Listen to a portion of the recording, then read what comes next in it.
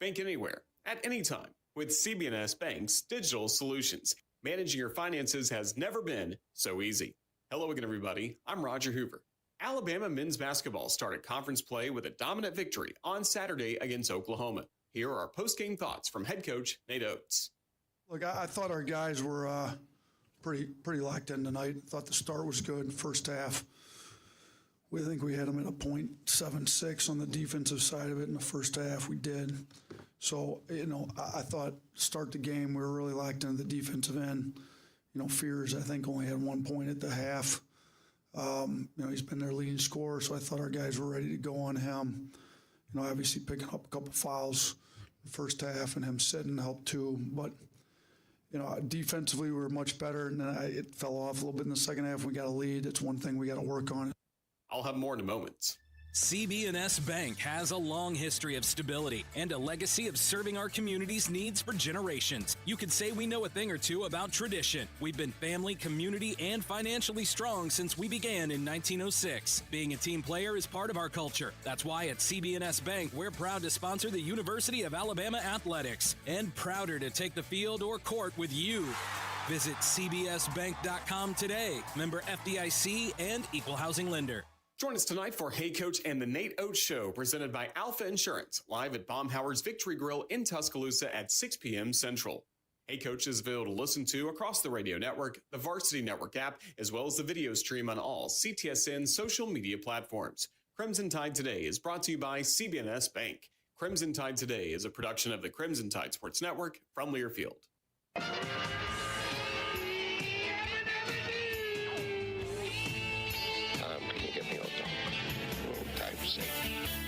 I'm funny how? I mean, funny like I'm a clown, I amuse you? You're tired. Well, the lunchtime whistle and the morning's finally done. I'm jumping in my car, I'm gonna have a little fun. The Doghouse Network's on my radio dial. Big Dog's taking care of business for a while. If you're listening to another station I don't understand, 'cause nobody does it like Thom Abraham. Give us a call, Steve. He's a northern-bred, southern-fed, slick-talking guy. Listeners in his posse are the junkyard dogs. The SEC from Tennessee to calling them hogs. From Gainesville up to Lexington to the Titan Tiger Land, nobody does it like Thom Abraham.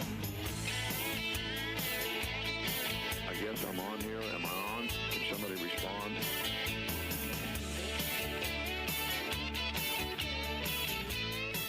Good afternoon, everyone, and welcome to Overreaction Monday in the Doghouse. I am your host, Thom Abraham. So glad that you are with us today. We got a ton of ground to cover today on this Black Monday in the NFL. However, it hasn't been too active right now. I mean, it's been a little bit quiet right now. So far, the only casualties are Doug Peterson in Jacksonville and, in a surprise one-and-done deal in New England, Gerard Mayo is out, former linebacker with the University of Tennessee. That one is curious. I mean, he was like 5 years coach in waiting, right? They had named him coach in waiting. They were so worried that he was going to end up going someplace else, so they made him the coach in waiting. Whenever Bill Belichick is done, he would be the head coach. And the Patriots won yesterday to finish 4-13 against the Buffalo Bill team that was just mailing it in. Couldn't change their positioning, their number 2 seed in the AFC. So after that win, the Patriots finished 4-13, which is the same record that Bill Belichick had in his final season. But this win knocked the Patriots out of the number 1 draft spot. Did he get fired for that? Did he get fired because he won the game?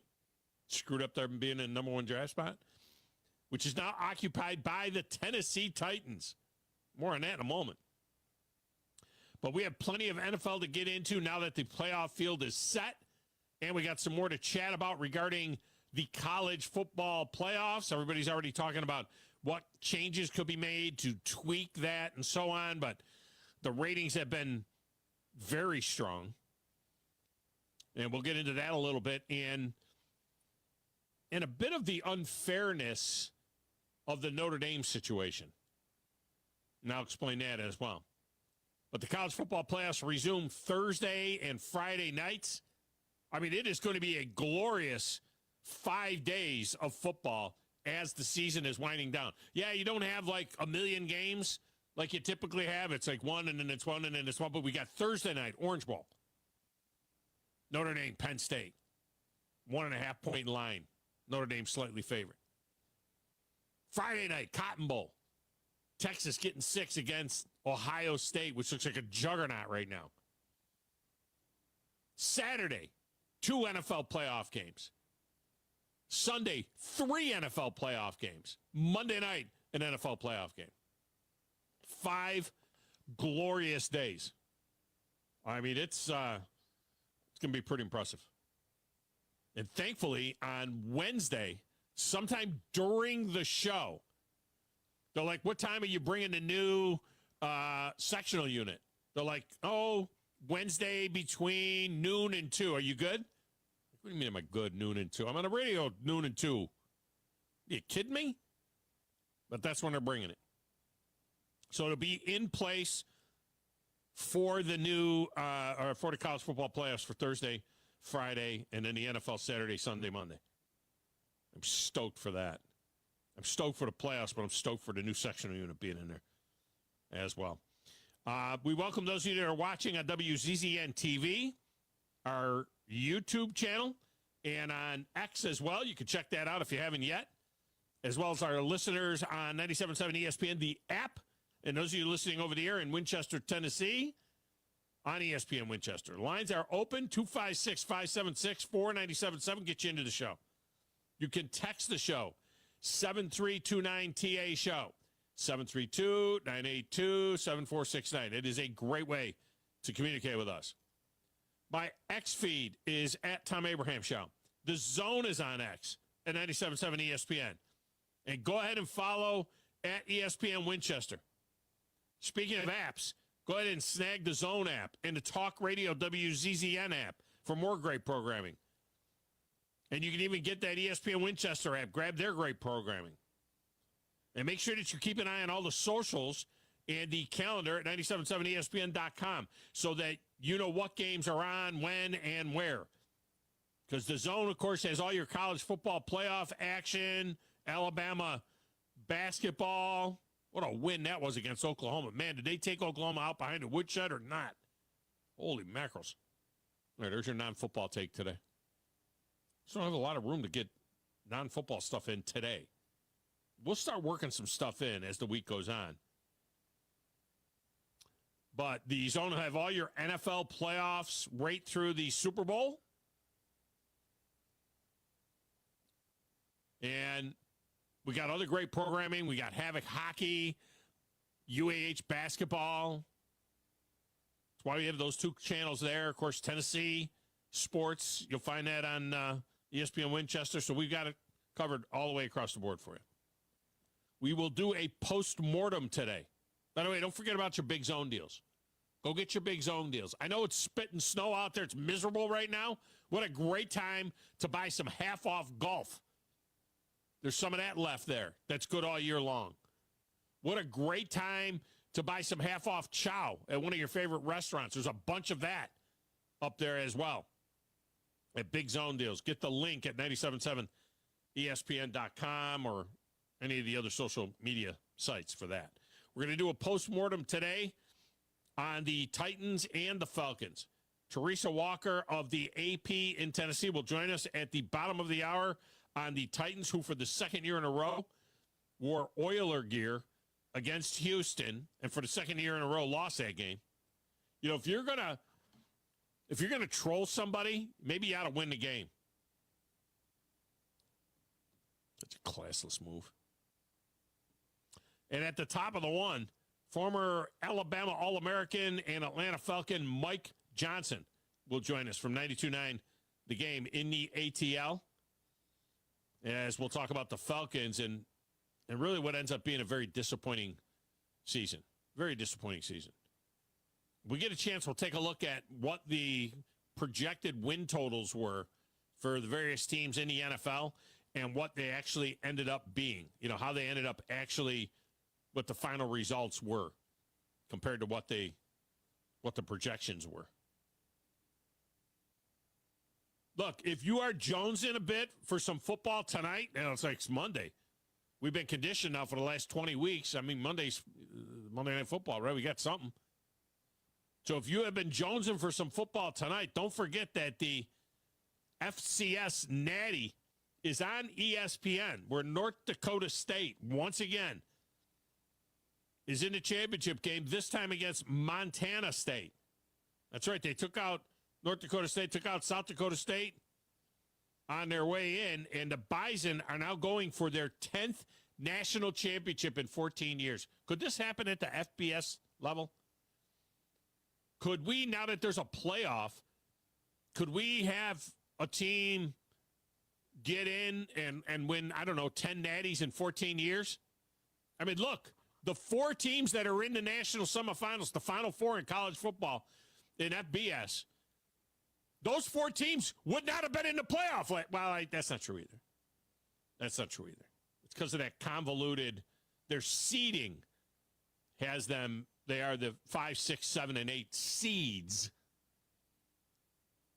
2 of them would have been in, right? I mean, we're pretty confident that 2 of those teams would have been in a 4-team playoff. But in any event, you get my point. Not, access. You're giving more teams access. Are you going to see certain teams get on runs and doing that stuff? So the Bison going for their 10th national championship. Montana State has won back in 1984. This game will be in Frisco, Texas, at that soccer stadium where the Dallas United play. I think that's where this is at. They said Frisco. It's not like the indoor, the Cowboys indoor practice facility that's at Toyota Field. Not Toyota Field in Madison, Alabama. That Toyota Stadium, I think, is what they call it. I'll put the crack research team on that. I think the game is at Toyota Stadium in Frisco, Texas, which is the soccer stadium where the Dallas United play. Remember, next year this game moves to First Bank Stadium, Vandy Stadium, on the West End in Nashville. It's a good thing they're in Nashville tonight with this nasty cold and wind and spitting snow and ice. I mean, of course, it's North Dakota State and Montana State where it's been like this since October in Montana and North Dakota, right? How many people travel? How many people would go to the FCS National Championship game if you weren't a fan of North Dakota State and Montana State? If North Dakota State and Montana State were playing 90 miles north of here in First Bank Stadium at Vanderbilt, how many of you would say, well, that is cool, man, I'm going to the game? Or is it just all, I don't know how many, I have to put the crack research team on that as well. I don't know how many they hold at Toyota Stadium, the soccer stadium in Dallas. I don't know how many they hold. I know that the stadium in Nashville, well, it's actually going to be even smaller. It used to hold like 40,000 Vandy Stadium. It's actually going down to like 36 or 37,000. I mean, would 20,000 people show up for the FCS National Championship game? Would 10,000 fans of those teams, North Dakota State and Montana State, 10,000 each, come down for the game? Well, look, Frisco, Texas is really Dallas. It's outside of Dallas. So that's a pretty cool place to go. Nashville, we know, is hotter than a pistol right now, all around the country. But when you look at the teams that typically are in the FCS National Championship in the last 20 years, they're all from the upper Midwest. They're all the upper Northwest. Whatever you would call North Dakota, South Dakota, Montana. If it's not Montana State, it's Montana the Grizzlies. North Dakota, if it's not North Dakota, it's South Dakota State, the Jackrabbits. I mean, who's going to these games? It's all out there. Why aren't they playing this thing out west somewhere? In any event, I digress. That game's on the TV tonight. You check that out. All right, back in the little glass room with the slanted ceiling, playing the Platters That Matter and the Stacks of Wax, and answering the phones and taking care of us. Just trying to make us sound good. It's Jumpin' Joe Hunk. Do you know who I am? No, who is this? Who is this guy? Who in the blue hell are you? I I'm the producer of this show. If I didn't step up, you're nowhere. I put this thing together out of spit and polish. I'm very important. I think this is one of the traits of a really good producer. Keep the talent happy. I don't like violence, Thom. I'm a businessman. You want to boo me? Fine. Keep your friends close, but your enemies closer. You come at the Kings, you better not miss. Know your role and shut your mouth, you jabroni. And show for y'all. Got a damn good show. I will not wear that gaudy one. Thom. Hey, Thom.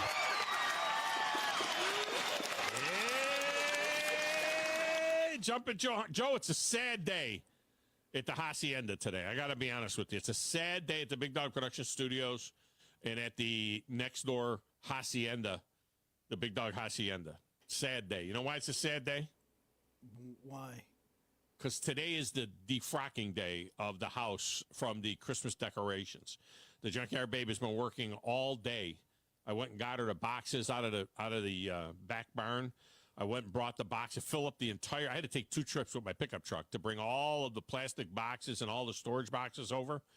And she has been working tirelessly now for, it takes her at least 4.5 hours to undress all of the trees and the ornaments and the outside stuff and everything else. And it's over, man. Well, I mean, the holidays are over. It's sad. You could probably cut that in half if there was somebody in the house that could help her. No. I mean, I'm just saying. Yeah. Yeah. No, what's bad is when you said that, I went, "You're just now doing that?" And I'm sitting here thinking, we literally took our stuff down like the next day. Well, I'll tell you why. I mean, well, we certainly weren't going to do it the next day. We usually keep it up to around New Year's Day. But we had Christmas. We had our Christmas brunch on December 22nd for our family that doesn't, our daughters and sons that go to their in-laws. We had Christmas brunch on December 22nd. Okay. Then on Christmas Eve or Christmas morning, I think we had other people that showed up at the house.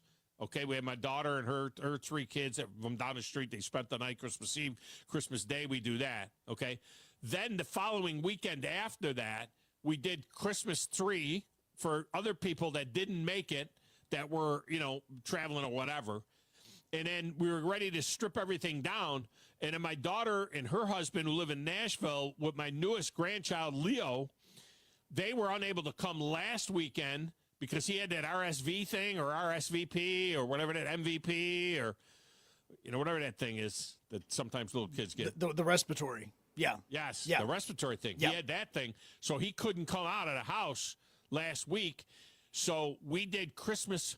So we were about to take everything down. We were going to do everything, take everything down. And then I said to my daughter, Grace, I said, Gracie, we're gonna no, don't do that. We're coming out this weekend. We got gifts for everybody. So we had to round up the clan again, and we had another 15 or 20 people, I don't know, here yesterday for Christmas 4. All right, so that was Christmas 4. And let me emphasize, so there are more people like you than there was like us, because I was even shocked when we took our stuff down, because my wife, she goes, hey, on Saturday, what do you have going on? And I was like, well, I mean, I've got, 1 or 2 things, but nothing major. And she goes, okay, we're going to go ahead and take all the Christmas stuff down. And I went, wait, are you serious? She goes, yes, it's the only day that you don't have hockey or basketball or something. Yeah. And we're taking everything down. So literally we woke up that morning. This past Saturday? Or No. Like on the 28th. I had the calendar pulled up while you were talking because I was trying to figure out what day we took all this stuff down. And it was last. Well, how could you? Yeah. So you watched the games on New Year's Day without Christmas regalia? Yeah. You don't have Yeah. Really? Yeah. Now, see, New Year's Day, I got to have my stuff. My New Year's Day, I still got to have my stuff up. We put 6 trees up in the house, right? So we had 6 trees up, one of which was in the family room. And then there's these lights that go over the top of the TV on the garland. She puts garland over the TV, and there's like red lights there. And then I got to have my nuts on my lap. You know what I mean? My warm nuts, my almonds, you know what I mean? So I put my warm nuts on my lap, and I sit there and I watch the games, and I have to have all of my regalia still up. Now, I'm cool taking it down the day or 2 after New Year's, but we had to wait all the way until Sunday, until today, because we weren't going to do it. Last night they weren't It wasn't. No, taking, and that's why I was saying like there's more people like you than there was like me because I was like you already did that. And it was only because my wife wanted to get ahead of it because of our work schedule. And so, trust me, it was weird for me to be taking it down that early because I was expecting it not to happen until like Christmas Eve, or not Christmas Eve, but New Year's Eve or New Year's Day. But she's like, nope, let's go ahead and knock it out. So we went ahead and did every bit, all of that stuff right then. And so, I did not watch a single college football like semifinal or quarterfinal game with any Christmas stuff up. None of that. It was the house was back to the way that it normally looks by the end of that day. So I had to make an announcement yesterday, and for the kids. Did it involve your warm nuts? No. Okay, just curious. Yeah, no, but I did find more nuts. I bought 4 bags of them. My wife said, "Why did you bring 4 bags of nuts?" I said, "Honey, I have been nut deprived here. I mean, I've been looking. I don't know. It's been forever since I've been able to find these nuts, these almonds. I like to break roasted almonds and crack them, while I'm watching the games, and." So I had to tell the kids, the little kids. I said, "Kids, take a good look at that tree," and they're like, "Why, Pappy?" And that's what they call me. They call me Pappy. They're like, "Why, Pappy?" And I'm like, "Because this is the last live tree that you're going to see in this house." And they're like, "No." And I'm like, "No, we're done with the live tree, okay?" That tree, it was 7 foot, all right? It was 7 foot because they didn't have any 9-footers left. We got 11-foot ceilings. It was I like a 9-foot tree, so a 7-foot tree. And I go to pay for the tree. The guy said $175. I said, $175 for a 7-foot tree? Are you kidding me? I'll go cut my neighbor's tree down for that. $175. And the guy says, "Yeah, wait till next year." I said, "Why?" He said, "You know that like 60% of the Christmas trees east of the Mississippi River come from North Carolina? And do you know how those mountains are wiped out? All those Christmas tree farms and everything got wiped out by that hurricane?" Yeah. And the hurricanes and the fire and the water and the floods and all that stuff. He's like, they're already telling us next year it's going to be very difficult to get trees. We're going to have to haul trees from out west, and they're going to cost even more. So I said to my wife, and she loves the one real tree, and then we put up 5 fake trees.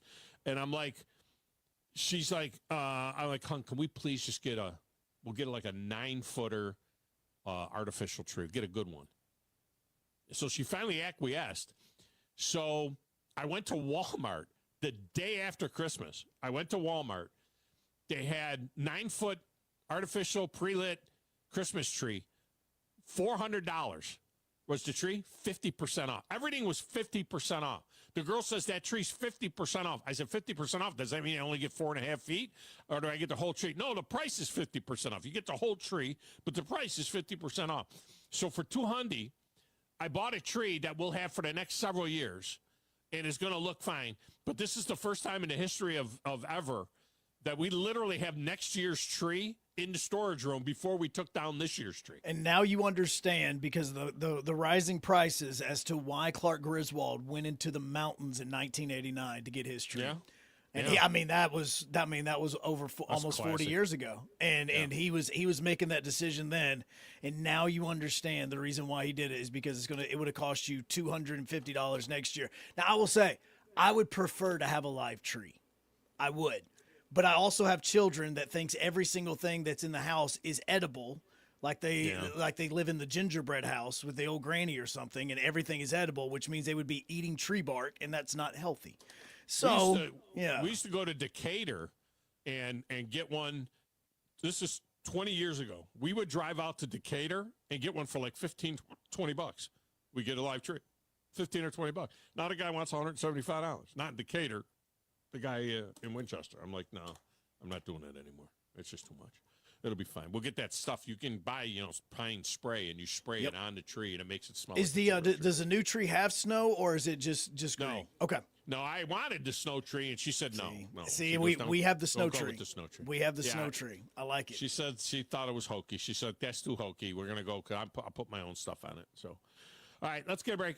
When we come back, short phone segment, and then Teresa Walker at the bottom of the hour, Mike Johnson at the top of the hour. We'll take your first phone call on the other side of this break. It's the Thom Abraham Show on Reaction Monday. Back with more in a moment.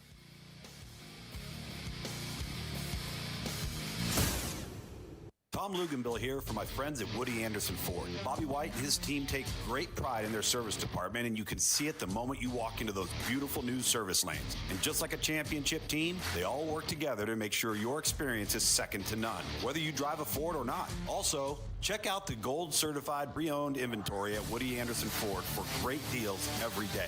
Stop by and see them at Jordan and Sparkman or at Woody Anderson of Madison on Hughes Road, or visit WoodyAndersonFord.com. Normally, when you call a roofing company, all you hear is, you need a new roof. Not when you call Fleming Roofing and Restoration. Since 1965, the folks at Fleming have been focused on what you need, whether it's an easy repair or a full roof replacement, commercial or residential. And when it comes to storm damage, you want Fleming on your side. They know all the ins and outs of insurance claims and will guide you through the entire process. Log on FlemingHSV.com and book your free estimate today. Fleming Roofing and Restoration. We show up.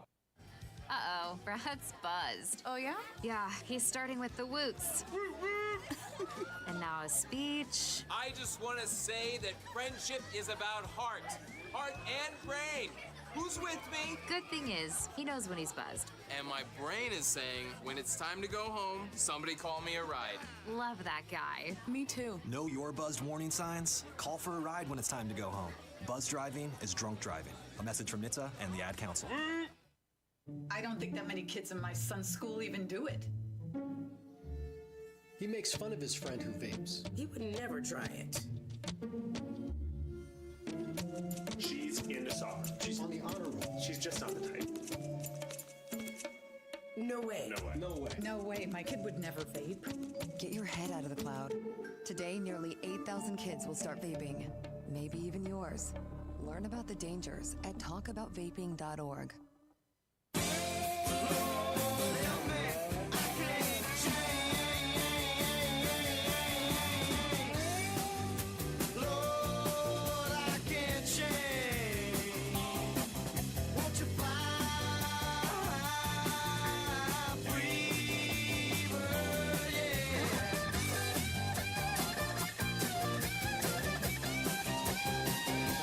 Freebird is brought to you by the Orthopedic Center,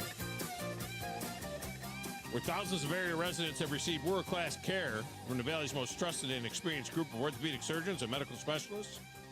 It's DOC, whether it's an orthopedic problem from work or maybe you got sidelined playing a sport you love. TOC is the only logical choice.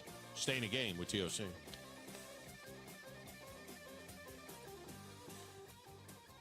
Good stuff right there. Let me get a call in here.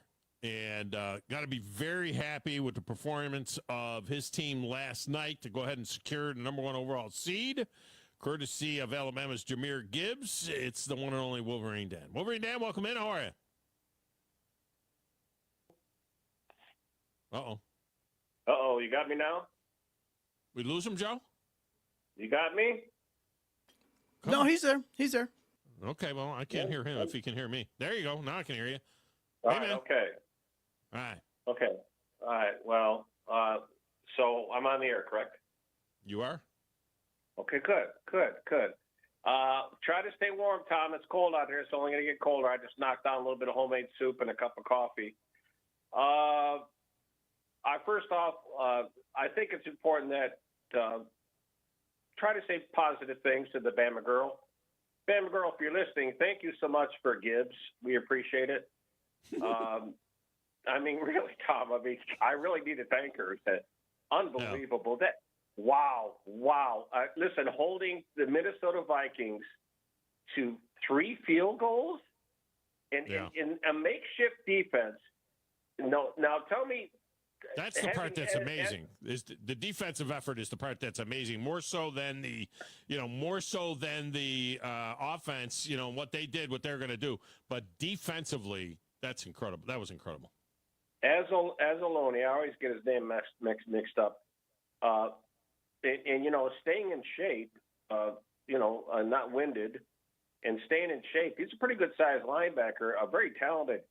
I think getting him back really, really helped the defense out a lot. What's scary with this is, could you imagine having McNeil back and Hutch and and along with Abalone back now, could you imagine those three but players? why aren't you thanking the Cleveland Browns though for sending you to Demarius Smith? Because if you don't got that guy, I mean that's huge. It's very huge. This is scary. If this defense was healthy, Tom, what do you think? I don't think anybody could beat the team if we had our total defense back. What do you think? Well, I think right now that could be the case. I mean, regardless. I mean, you just held one of the most prolific offenses in the NFL to 6 points, or 3 points, but 9 point, whatever it was. So I don't know that they're going to be. I think they're going to be very tough to beat as it is, especially in that building. I mean, that was so important for them to secure that, and so you wonder whether or not the Philadelphia Eagles, can they come in there and do anything? Could the Packers go in there if they were able to beat the Eagles and do anything? Minnesota might be back in there. You may be seeing Minnesota again. You may see Matt Stafford in the Rams. I mean, whatever it is, it's going to happen in Detroit. So it's going to be very, very tough to beat them in Detroit. Well, I think you're right. That was amazing. That we had a lot. Well, they both had a lot to play for, Minnesota and Detroit. But I think you're right. Being in, and Tom, you might not like them, but let's keep the black jerseys going. I hate that uniform. That is ugly as. I don't think they'll wear that in the playoffs. I think they're ugly. I think they're butt ugly, and I just wish they would go back. They need to look like the Detroit Lions of Barry Sanders vintage. They need to look like the Lions. No. That uniform right there they're badasses anyway. That makes them even worse. Badasses. I don't like them. I should say. But Tom, I was just telling Joe before I got on the phone.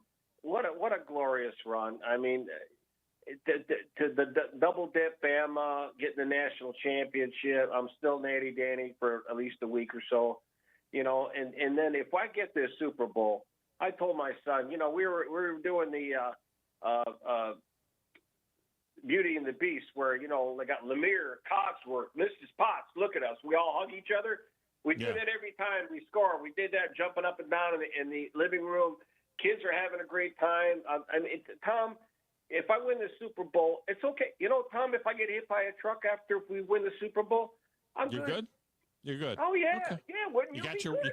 You got your World Series. You got your multiple Stanley Cups. You got your President's Cups with the Havoc. You got your national championship, and then you would have your Super Bowl. Yeah, you're good. You're pretty much where you could take the dirt nap now. Yeah. Well, you got to add one more thing, Tom. It's involved in your show. I am the Wing Bowl champ. You are the Wing Bowl champ too. I mean, that alone should be enough to set. That puts the right Tom. That takes you over the top. Anybody who wins the Wing Bowl, all right, come on now, you know that. And even the first I wonder if I could bring that back. I should have won that one. That guy had a mouthful of his wings and he couldn't swallow. And I already had mine swallowed. And they gave it to that guy.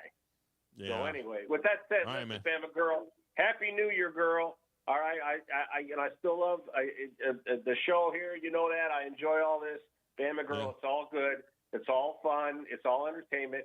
We razz each other a little bit, but in the long run, you got to, be nice to each other and just appreciate the fact that you're still breathing. There you go. It's a good job by you. See you.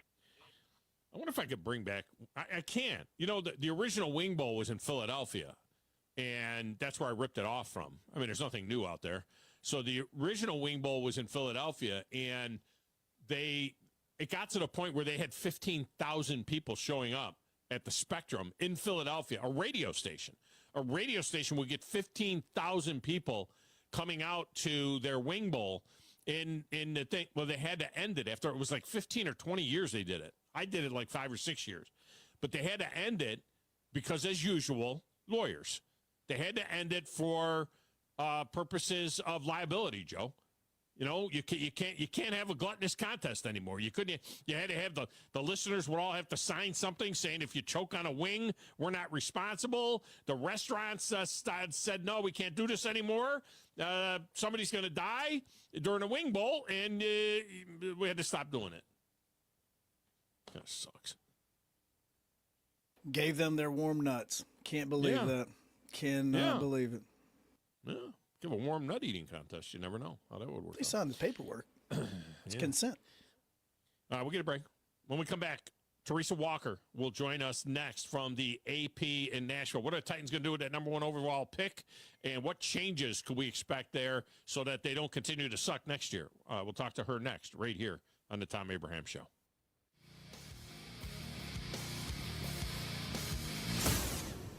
You're listening to the Thom Abraham Show with Joe Hunk on 97.7 ESPN The Zone.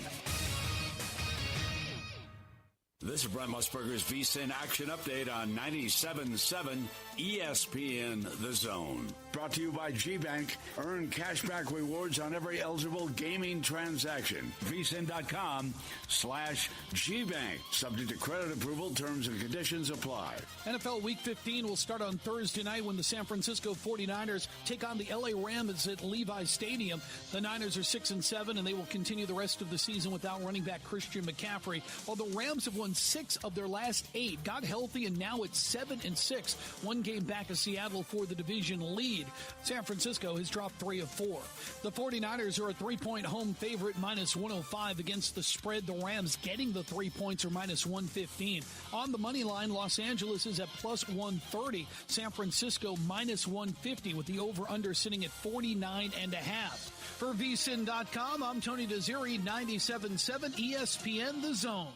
Specializing in simple and affordable rentals, McCurry Van and Car Rental can make sure you have just the right vehicle for your next family vacation, weekend getaway, or if you just need transportation while your vehicle is being repaired. McCurry carries Ford Transit vans and Mercedes Sprinter vans, trucks and work vans, and more. And they offer discounted rental rates for long-term rentals. Now with 4 locations: Athens, Muscle Shoals, Coleman, and Huntsville. Log on McCurryRentals.com to make your reservation now. That's McCurryRentals.com. Are you tired of power outages disrupting your life? It's time for a Generac standby generator from Current Electrical. Storms may rage outside, but inside your family's powered up. So why choose Current Electrical for your generator needs? 1, we offer a wide range of models to suit every budgeted energy requirement. 2, our project managers handle every step of the process: power, gas, permitting, and inspections. 3, our certified technicians install your generator with precision, ensuring peace of mind. Don't wait for the next blackout. Call 256-880-1880 or visit us online at GenSuperstore.com. Mike Rowe here with a quick question. Have you noticed cracks in your drywall, chimney, or exterior walls? I hope not, because if you have, they could be indications that you've got a much bigger problem with your foundation. That's where AFS comes in, a groundworks company. They can honestly assess your situation and create a plan to stabilize your foundation. Schedule your free inspection at afsrepair.com/row. And while you're there, check out my latest dirty job. It's a good one. Licensed in all states where work is performed. See website for details. You've got to experience Toyotathon at Bill Penny Toyota. They've got the selection with over 700 new Toyotas to choose from. And they've got the extras with Bill Penny perks and a 10-year unlimited warranty. So get on over to Bill Penny Toyota today and experience Toyotathon. Bill Penny Toyota in Huntsville and online at BillPennyToyota.com. Bill Penny's Toyota 10-year unlimited warranty is valid through the 10th year of ownership. Valid on new vehicles only. See dealer for details. From the Fox 54 Weather Center, I'm meteorologist Emily Owen. Isolated rain showers and potentially snow flurries going to be possible heading into this Monday night. Low temperatures falling into the lower 20s. We'll see mostly sunshine, high temperatures reaching the mid and upper 30s for the afternoon, but wind chill values could be as low as the lower teens. Wind gusts as high as 20 miles per hour going to be possible. I'm Fox 54 meteorologist Emily Owen on your home for ESPN Radio 97.7 ESPN The Zone. We cover all the SEC schools, including Western Union and Venmo. I want that money! You know, 97.7 ESPN The Zone.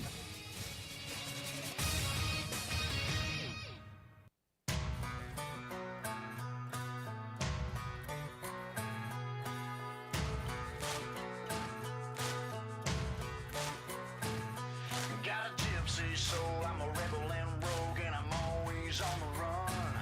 With a fire inside, I ain't ever gonna die. I'm a locked and loaded gun. When the match is striking, and welcome back, Thom Abraham Show.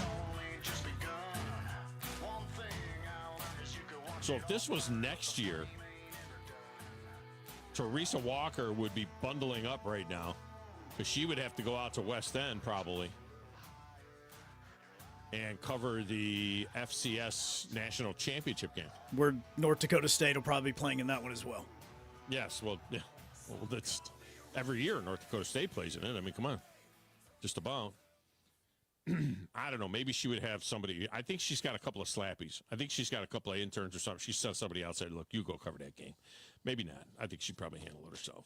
She joins us now, Teresa Walker does, on the Neighbors Wealth Management Hotline from Nashville. T-Dub, welcome in. How are you? Good. Who says I'm not bundled up now? I mean, I know.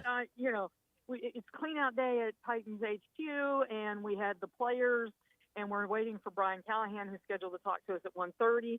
And, for that game next year, yeah, my husband will be going to it in the stands, and I'll probably be doing, if the Titans are in this similar situation, I'll be doing clean out and then heading over to cover that championship game at Vanderbilt Stadium. So, First Bank Stadium now. They've got a new name. First Bank Stadium. Let's hope that it's not the same situation for the Titans, but in any event, who knows how that would work out. But now, when you say clean out day, I know that's the guys cleaning out their lockers and everything. Do you guys get to keep like your little workstations together, or do they make you clean out your stuff, or do you not leave anything there anyway? We don't have places to leave anything anymore. Okay. I mean, the way they renovated and rebuilt and added on to this facility, we've got a media workroom. And one room that we had been able to go into for, calls like, I'm outside talking to you now instead of the little small room that they've turned into their little smaller broadcast studio in addition to their television studio. And, yeah, we've got tables. I've got 2 oranges still in the little mini fridge, but that's the only thing that's in there right now. They do have a Keurig. I might have a K-cup or 2 left that I can take home with me, but other than that, no, there's no place to hang coats. You put them on the back of your chair, and we've got some nameplates on the tables to mark our spots, but that's it. But that's that progress, baby. Yeah, well, yeah, progress is one thing that I guess you could call it. Titans broke out the Oiler blue, which a very, very nice uniform. It's great look. I wish they wouldn't do it against Houston. I don't understand it. I mean, and look, if you're going to troll somebody, I mean, the least you can do is go out there and win a football game, which is very difficult right now with Houston playing so well. But I got to be honest with you. If you had told me all the way back to the beginning, if they had just stayed the Tennessee Oilers, there's got to be an oil rig somewhere in the state of Tennessee. I think they drove for oil somewhere around here, maybe not. But if you told me they were going to stay the Tennessee Oilers and they were going to stay in that gear, I'd have been good. I'd have been fine with that. Oh, trust me, I would have too, and I made that argument in the late '90s, Tom. And there are oil rigs across the state. I mean, there are oil-producing rigs in the state of Tennessee. As bizarre as that might sound, but everybody at the time was like, "We ain't got no oil rigs, and we need our own nickname. If you're coming to us, then give us a name." Bud got his stadium. They got a new nickname, and the Flaming Thumbtack, as their logo is called. As somebody who watched Earl Campbell, Dan Pastorini, Warren Moon in those sweet Oiler jerseys, and yes, the early Tennessee Oilers wore those 97 and 98. I'd love to see them go to that, but that involves all that NFL red tape and things like that. So it's a decision above my head. The name was actually officially retired by the NFL, the name Oilers, and so people are wondering how come Houston, like the Cleveland Browns, got to keep their name and colors in history. How come Houston didn't get to do that? Well, that was after, when it happened with the Browns, it was a little bit of a different scenario, and that just never came out that way. All right, so now they end up with the number 1 overall pick dropped in their laps, and if I recall, the last time they had the number 1 overall pick was in 2016. They had drafted DeMarcus Mariota in 2015, so they didn't need a quarterback. They traded the pick to the Rams, who I think drafted Jared Goff with that thing, who's now, got a chance to go to his second Super Bowl, maybe win one for Detroit as opposed to L.A., and then they went down to 15, came back up to 8. They got Derrick Henry in that deal. They got Jack Conklin in that deal, in that draft. It was a pretty good draft overall, I think, that year. And Kevin Byard, who also Kevin Byard. So a trio of all pros in that draft hall. Right, Kevin Byard, who I think is going to be a Hall of Famer, to be honest with you, at some point down the road. Derrick Henry for sure. So could something similar happen here? I mean, is there a scenario where without a quarterback that I think is a lock to be great in the NFL, Travis Henry's sitting there, but could you see a scenario where the wheels will start turning and the Titans move out of that number 1 pick? Well, that's the challenge, is you can want to trade back.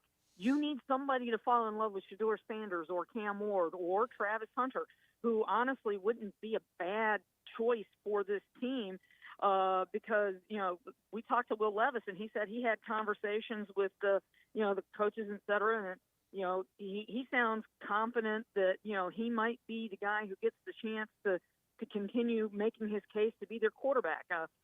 Terry McCormick put the tweet out, so I'll give him the credit, but that, the coaches today showed they still have belief in him and that there's areas that he can work on and improve on. Well, the thing that you can help yourself with the most is by simply giving him, say, a Travis Hunter. But yes, what this team needs most, Tom, is players, more better players, cheaper. They spent a ton of money. They were one of the biggest free agent spenders, and with extensions, one of the top off-season spenders in the NFL, and they're 3-14 to show for it. Now, a lot of that is injuries. Lloyd Cushenberry was one of those guys. He played 8 games, Achilles tendon. Stuff happens. L'Jarius Sneed, somebody who I was high on this offseason, they trade for him. That pick in the 3rd round is now going to be going to the Chiefs, and he played 5 games and was struggling mightily with penalties before he got hurt.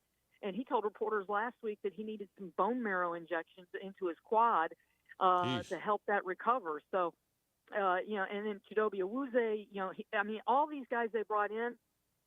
Calvin Ridley did get over 1,000 yards. He's now got a 1,000-yard season for 3 different teams in the NFL. Tony Pollard ran for 1,000 yards. So a couple of those paid off, but there were lots of swings and misses and to be decided if you're playing the Magic 8-ball game right now. So if you can trade back at all and get more people, that is what this roster needs desperately. That and, another year for Brian Callahan to learn. I mean, when they hired him last year, they talked about how they felt they crushed it. They interviewed a ton of people, Tom. But this is a guy who his first year as a head coach and as the play caller. He'd been an OC for Zach Taylor in Cincinnati, but you can watch a guy do the job. It's different when you're the one sitting in the job. And Callie has talked through the season about how he's been learning through, after, with each game, each week. I mean, this has been a year of, on the job training for him. And, there's going to have to be some patience shown by this franchise and get him some more help. But this team, they tied Cleveland for the most turnovers in the league, the giveaways. They've got to cut that back, the sacks that they allowed, and then the penalties. Last time I checked, and I got to check and see where it ended up for the regular season, only Baltimore had more penalties and more yards than the Titans the last time I checked, and they can make up for that with 2 guys named Lamar and Derek. So if Brian Callahan is to survive, which I believe he will survive, and, of course, we saw what happened with Jared Mayo over at New England, one and done over there, which was really curious because they had been high on him for a number of years, and that's it. Boom, he gets one shot, and that's the end of it. There were times early in the season, especially, where it felt like Brian Callahan was over his skis. It really did feel that way. It was like, man, some of the decision-making, late in games and so on. But you do want to maybe give this guy an opportunity to grow and see what year 2 would look like. The question then becomes Rand Carthen, the GM. Is he the one that's going to be the GM as they move forward in year 2? Because there's been a lot of talk that, Rand Carthen could be in trouble. And exactly. And here's the thing. He was hired 2 years ago. So it's like, if you make that change, then how big of a course correction is coming? Because, again, they did an extensive search for GM then, and chose Rand Carthon as the 14th GM all time and the first black GM, and they were very, very high on him. And the plan that he executed this offseason, Amy was consulted along the way. So, I mean, you can, if you're a mad owner and you want to make somebody pay, you can pull the trigger and so to speak, and fire somebody, but you better have a plan on who you're bringing in to replace them. And look around the league, Miami, the Giants, the Colts, are all standing put and keeping coaches and GMs. I mean, even the Jaguars kept Trent Baalke, which I still don't understand since he's the guy who brought in Urban Meyer. But, I mean, sometimes a little patience is good. And this is a franchise that's seen a lot of turnover. Yes, 3 straight losing seasons. She's made it unacceptable. She's made it clear that unacceptable. She wants to win. She wants to compete for championships. Well, sometimes you do have to have a little pain, hit rock bottom, and they're there. Trust me, we can see it. Number 1 pick overall. It kind of says it. But in that locker room, there was a lot of confidence in Callahan. And it's coming from guys that Carathon signed with Amy Adams Strunks' permission. So, you know, at a certain point, she's got to maybe look in the mirror and think, you know what, do I go microwave situation on this, or is it time to continue letting Rand cook and use a crock pot and not expect a microwave meal? Well, and the other aspect is with the new stadium opening in a couple of years is that the timing of that. You want to hit your stride, you know, possibly right about at that time. If this is a continuing building process, which in the NFL we see teams turn around. Look what happened with Washington this year. We see teams turn around fast. But if we're going to accept the fact that maybe this team is 2 or 3 years away, boy, that would be timing moving into the new stadium, hopefully with new uniforms. But that's a whole other story. But I would think that that's looming as well, that they want to ramp it up to the point. You don't want to, like, be tearing it all down and beginning all over again the year you move into a multi-billion-dollar stadium. Exactly, and that's the thing. I mean, those prices, trust me, I have many people telling me that the PSLs, the season tickets, are much more expensive in the new building than in Nissan Stadium, the current place they're in. And, you know, selling tickets when a team is struggling and rebuilding, not easy. Moving into a new building with a bad team and a high draft pick is not going to be an easy sell. But maybe, you know, now's the time that you've got the chance to be doing that building and going in that direction and trying to, you know, put things together. So, and here's the thing. Amy doesn't talk. She hasn't talked to anyone outside of the building that doesn't work for her since she talked to me December 9th, 2022 after firing John Robinson. So we're kind of watching and waiting and looking at emails because statements issued via release are pretty much the way we hear about things these days from Amy. Always a pleasure. Teresa Walker has been our guest. T-Dub, I appreciate you. Happy New Year, and I'm sure we'll have plenty to talk about leading up to the draft. Oh, what? No, quarterback, Travis Hunter. We won't have anything to talk about, Tom. No, thank you. No, not much. All right, thank you. Appreciate it. We get a break in here. We'll come back, wrap up hour number 1, set you up for hour number 2 next, right here on the Thom Abraham Show.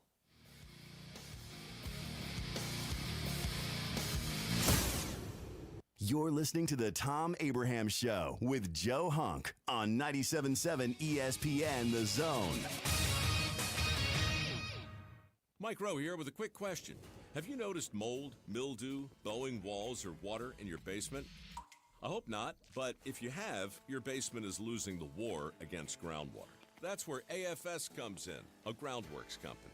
They can honestly assess your situation and create a plan to waterproof your basement and stabilize your walls. Schedule your free inspection at afsrepair.com/row. And while you're there, check out my latest dirty job. Licensed in all states where work is performed. See website for details. Hi folks, Bobby White back again for Woody Anderson Ford, inviting you to come test drive any one of our over 100 F-150s. From rock-solid, dependable work trucks to our state-of-the-art Platinum Series, we've got an F-150 for you. Test drive one today, and you'll understand why the F-150 is the best-selling truck in America, going on 48 years in a row. Just as successful offenses and defenses are built on teamwork, Woody Anderson Ford is powered by our people. Our sales and service teams are well-trained to save you time and money. And because we want your business again and again, no one will work harder to earn it. Our mobile service teams come to your home or business for oil changes, brake work, tire rotations, and more. And the great thing is you don't pay extra for it. We come to you with mobile service at no extra charge. Proud to be local, family-owned, and at your service for over 62 years. Woody Anderson Ford, Alabama's F-150 Superstore. From the Fox 54 Weather Center, I'm meteorologist Emily Owen. Isolated rain showers and potentially snow flurries going to be possible heading into this Monday night. Low temperatures falling into the lower 20s. We'll see mostly sunshine, high temperatures reaching the mid and upper 30s for the afternoon, but wind chill values could be as low as the lower teens. Wind gusts as high as 20 miles per hour going to be possible. I'm Fox 54 meteorologist Emily Owen on your home for ESPN Radio 97.7 ESPN. The Zone. Want to save some money? I can take money and I can make it into more money. Just check out our Zone deals online at 977ESPN.com. We are 97.7 ESPN The Zone.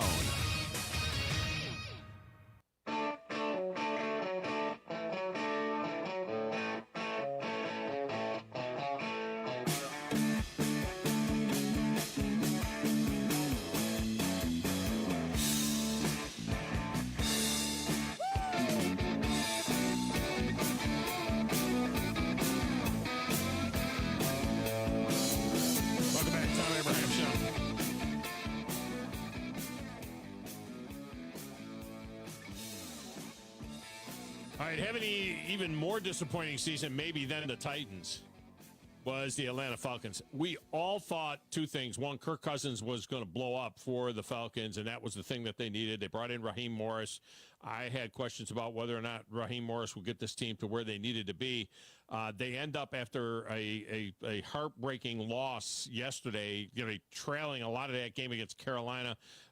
They were trailing when Tampa Bay was trailing. And if they'd have lost that game, and if Tampa Bay would have lost, and they would have lost to Carolina and not had the opportunity to win the division, it would have been even more painful. Once it came down that the Tampa Bay Bucks had won the division, it seemed like all the wind went out of the sails of the Falcons. They lose in overtime. They never touched the football.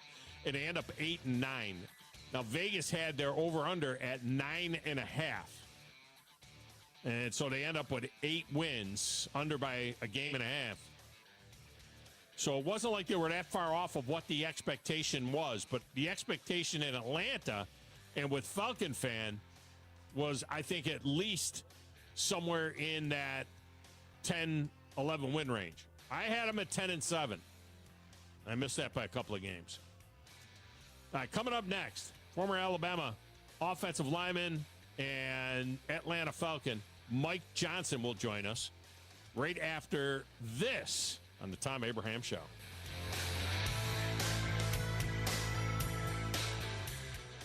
Owen Home Appliance Center features the biggest names in home appliances like Viking, Whirlpool, Maytag, KitchenAid, GE, and Frigidaire. But they also have great brands that you may not know, like Mela, Forno, Z-Line, Invisicook, and Beko. But no matter what, they all get delivered the day you buy, and they service everything they sell. And at the Lacey Springs showroom, just 8 miles south of the river on 231, you'll find a totally interactive showroom where you can hear the dishwashers wash and the freezers free and see the cookies get baked in the double ovens. Owen Home Appliance Center will even wash and dry a load of clothes for you so that you can see how great the products are. And they have ice machines making all kinds of ice, cubed, nugget, and top hat. How is that for variety? Owen Home Appliance Center believes in community involvement as well, sponsoring youth teams, race cars, and an annual Easter egg hunt. Quality products, quality pricing, quality service is the name of the game for Owen Home Appliance Center. Find them in Somerville and Lacey Springs and online at owenappliance.com.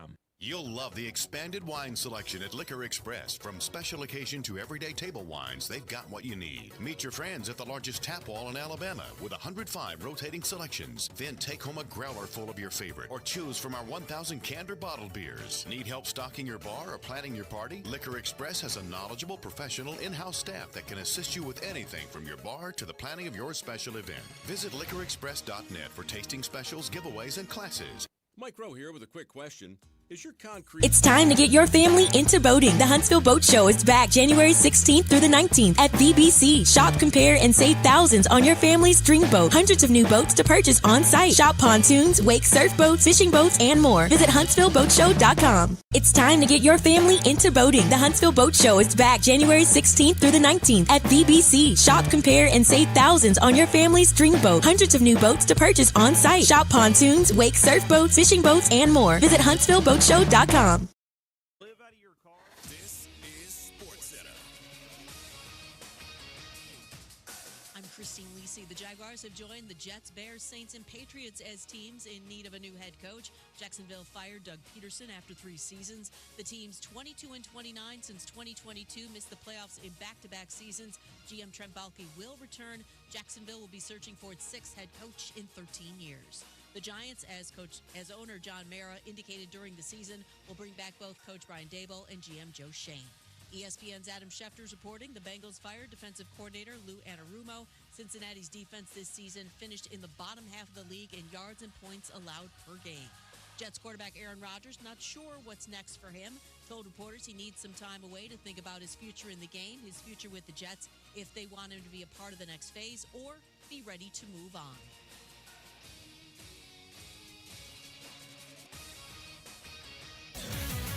WCZN, Union Grove, Huntsville, Alabama. 97.7 ESPN, The Zone. Ryan Radke here from Sunday Night Football on Westwood One. Mike Golick and I are set for Week 1 NFC action from Detroit when the Lions play host to the LA Rams. Matthew Stafford, Cooper Kupp, and the Rams saw their season end in a wild-card loss in Detroit last year. Can Jared Goff and the Lions get him again? Join us to find out on Sunday Night Football. Right here on 97.7 ESPN, The Zone.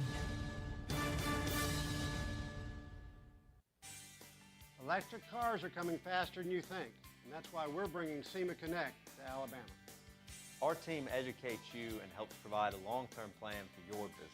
Where to put them, how to get them there, how to pay for them, tax incentives, service, and monitoring. We take care of everything. Doing the right thing means bringing EV car chargers to Alabama. Let us help you with your EV charging plan. Online at 977ESPN.com. Stream them online. Call in. It's an important job, and it's an vital organization. Tweet in and join in. We are 97.7 ESPN, The Zone.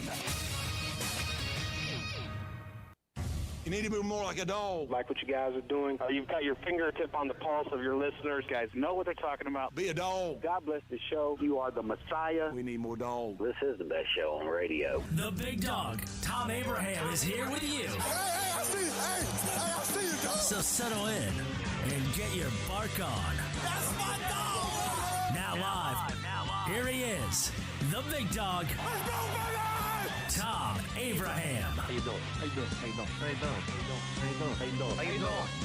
Look, I don't speak Spanish. I don't know how to say this, so I'm going to choose my words very carefully. I think you're a psycho. Do you know who I am? I mean, that guy sounds like El McPherson farting into Miles Davis' trumpet. I guess I'm on here. Am I on? Can somebody respond? Get off my lawn. I have to drag my Yankee ass out of here.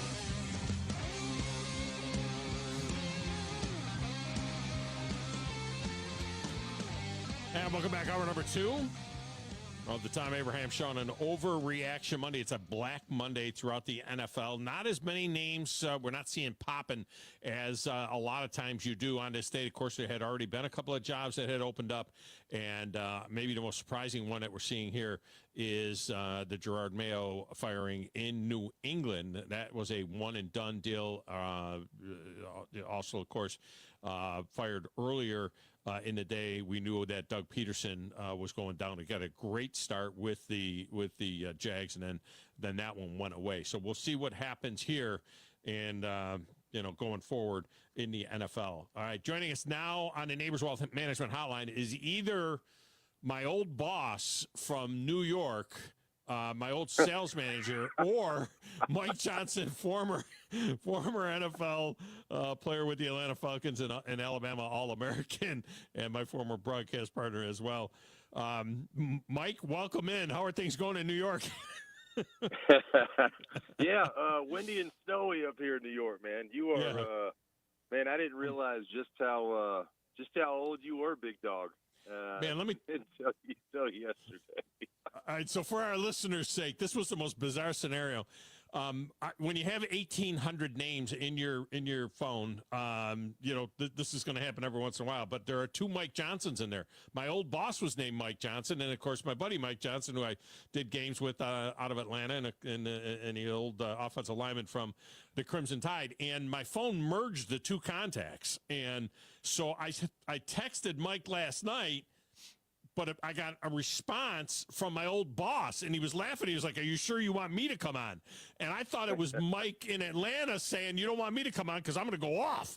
And I was like, "Oh, yeah, ha, ha, ha. Yes, I want you to come on." And then it's the old guy. And anyway, I went back and forth with both of them. I ended up talking to both of them. I ended up having to actually make a phone call at 8 o'clock Eastern time or 9 o'clock, whatever time it was. And I called both Mikes. And so finally I got the right one. But, I mean, that's kind of like Tom, that's the best part from my end, Tom, is that I get a text from you that says, "Is this the ATL mic or the New York mic?" And I'm like, "This is the ATL mic." And the next text says, "Okay, cool. Talk to you tomorrow." Yeah, and you didn't even know I hadn't booked you. I'm like, did you need me for something, Tom? Yeah, I mean, yeah, we can talk tomorrow, man, all you want to. That was classic, man. I had booked my boss, and the funny thing is that my ex-boss, he doesn't know if the ball's blown up or stuffed. So it would have been funny if it would have ended up with him being on there talking about what was going to happen with the Falcons. But in any event, all right. So Vegas had them at 9.5. I had them at 10 or 11. At 10 and 7, I thought was the safe route. I thought for sure they win the division. They end up at 8 and 9. First of all, it felt like the air went out of the building, obviously, because the game was over in Tampa. Tampa had won the division. Do they win that game? Do you think they win that game, or do you think the result was going to be the result no matter what? Because it would have been really heinous had the Bucs lost and the Falcons responded by losing to Carolina. That would have been really bad. Oh, man, Tom, I can't tell you. So the way my Sunday works, I do pregame show from the bench, right? I go to the bench. Yeah. We're doing pregame from the concourse. It's all pumping. Everybody's filing in, getting to their seats. And then, right about halftime or so, I will leave and go back to our studio over here in Midtown Atlanta, and I do the postgame from the studio in Midtown Atlanta. So I get back. I'm watching the second half. Obviously, Tampa takes the lead down there in the second half.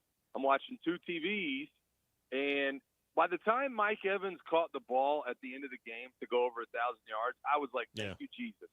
Thank you, Jesus, that we don't have to deal with this scenario. I almost felt relieved. I was like, win or lose, I feel relieved watching the Falcons game that I don't have to worry about, because it would, like, to your point, it would have been really bad had Tampa lost and the Falcons couldn't stop a nosebleed defensively yesterday. So, yeah, man, it was rough. It was a rough day yesterday for the Atlanta Falcons defense, and really kind of put a cap on what was an up and down and ended up being a rough season.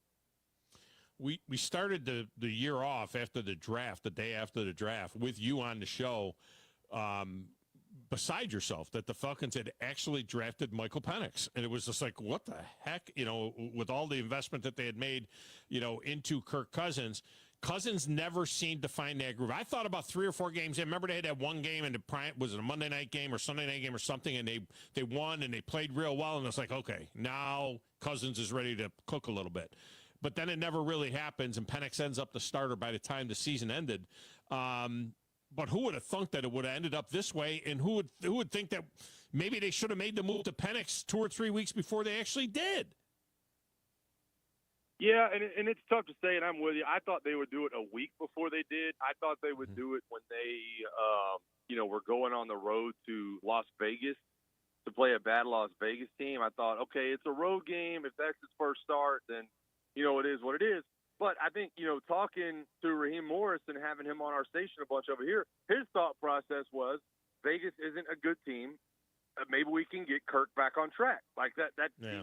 As I'm searching for a soft landing spot for Penix's first start, he's searching for a soft landing spot for their, $45 million a year quarterback. So I don't know, man. It's tough to say.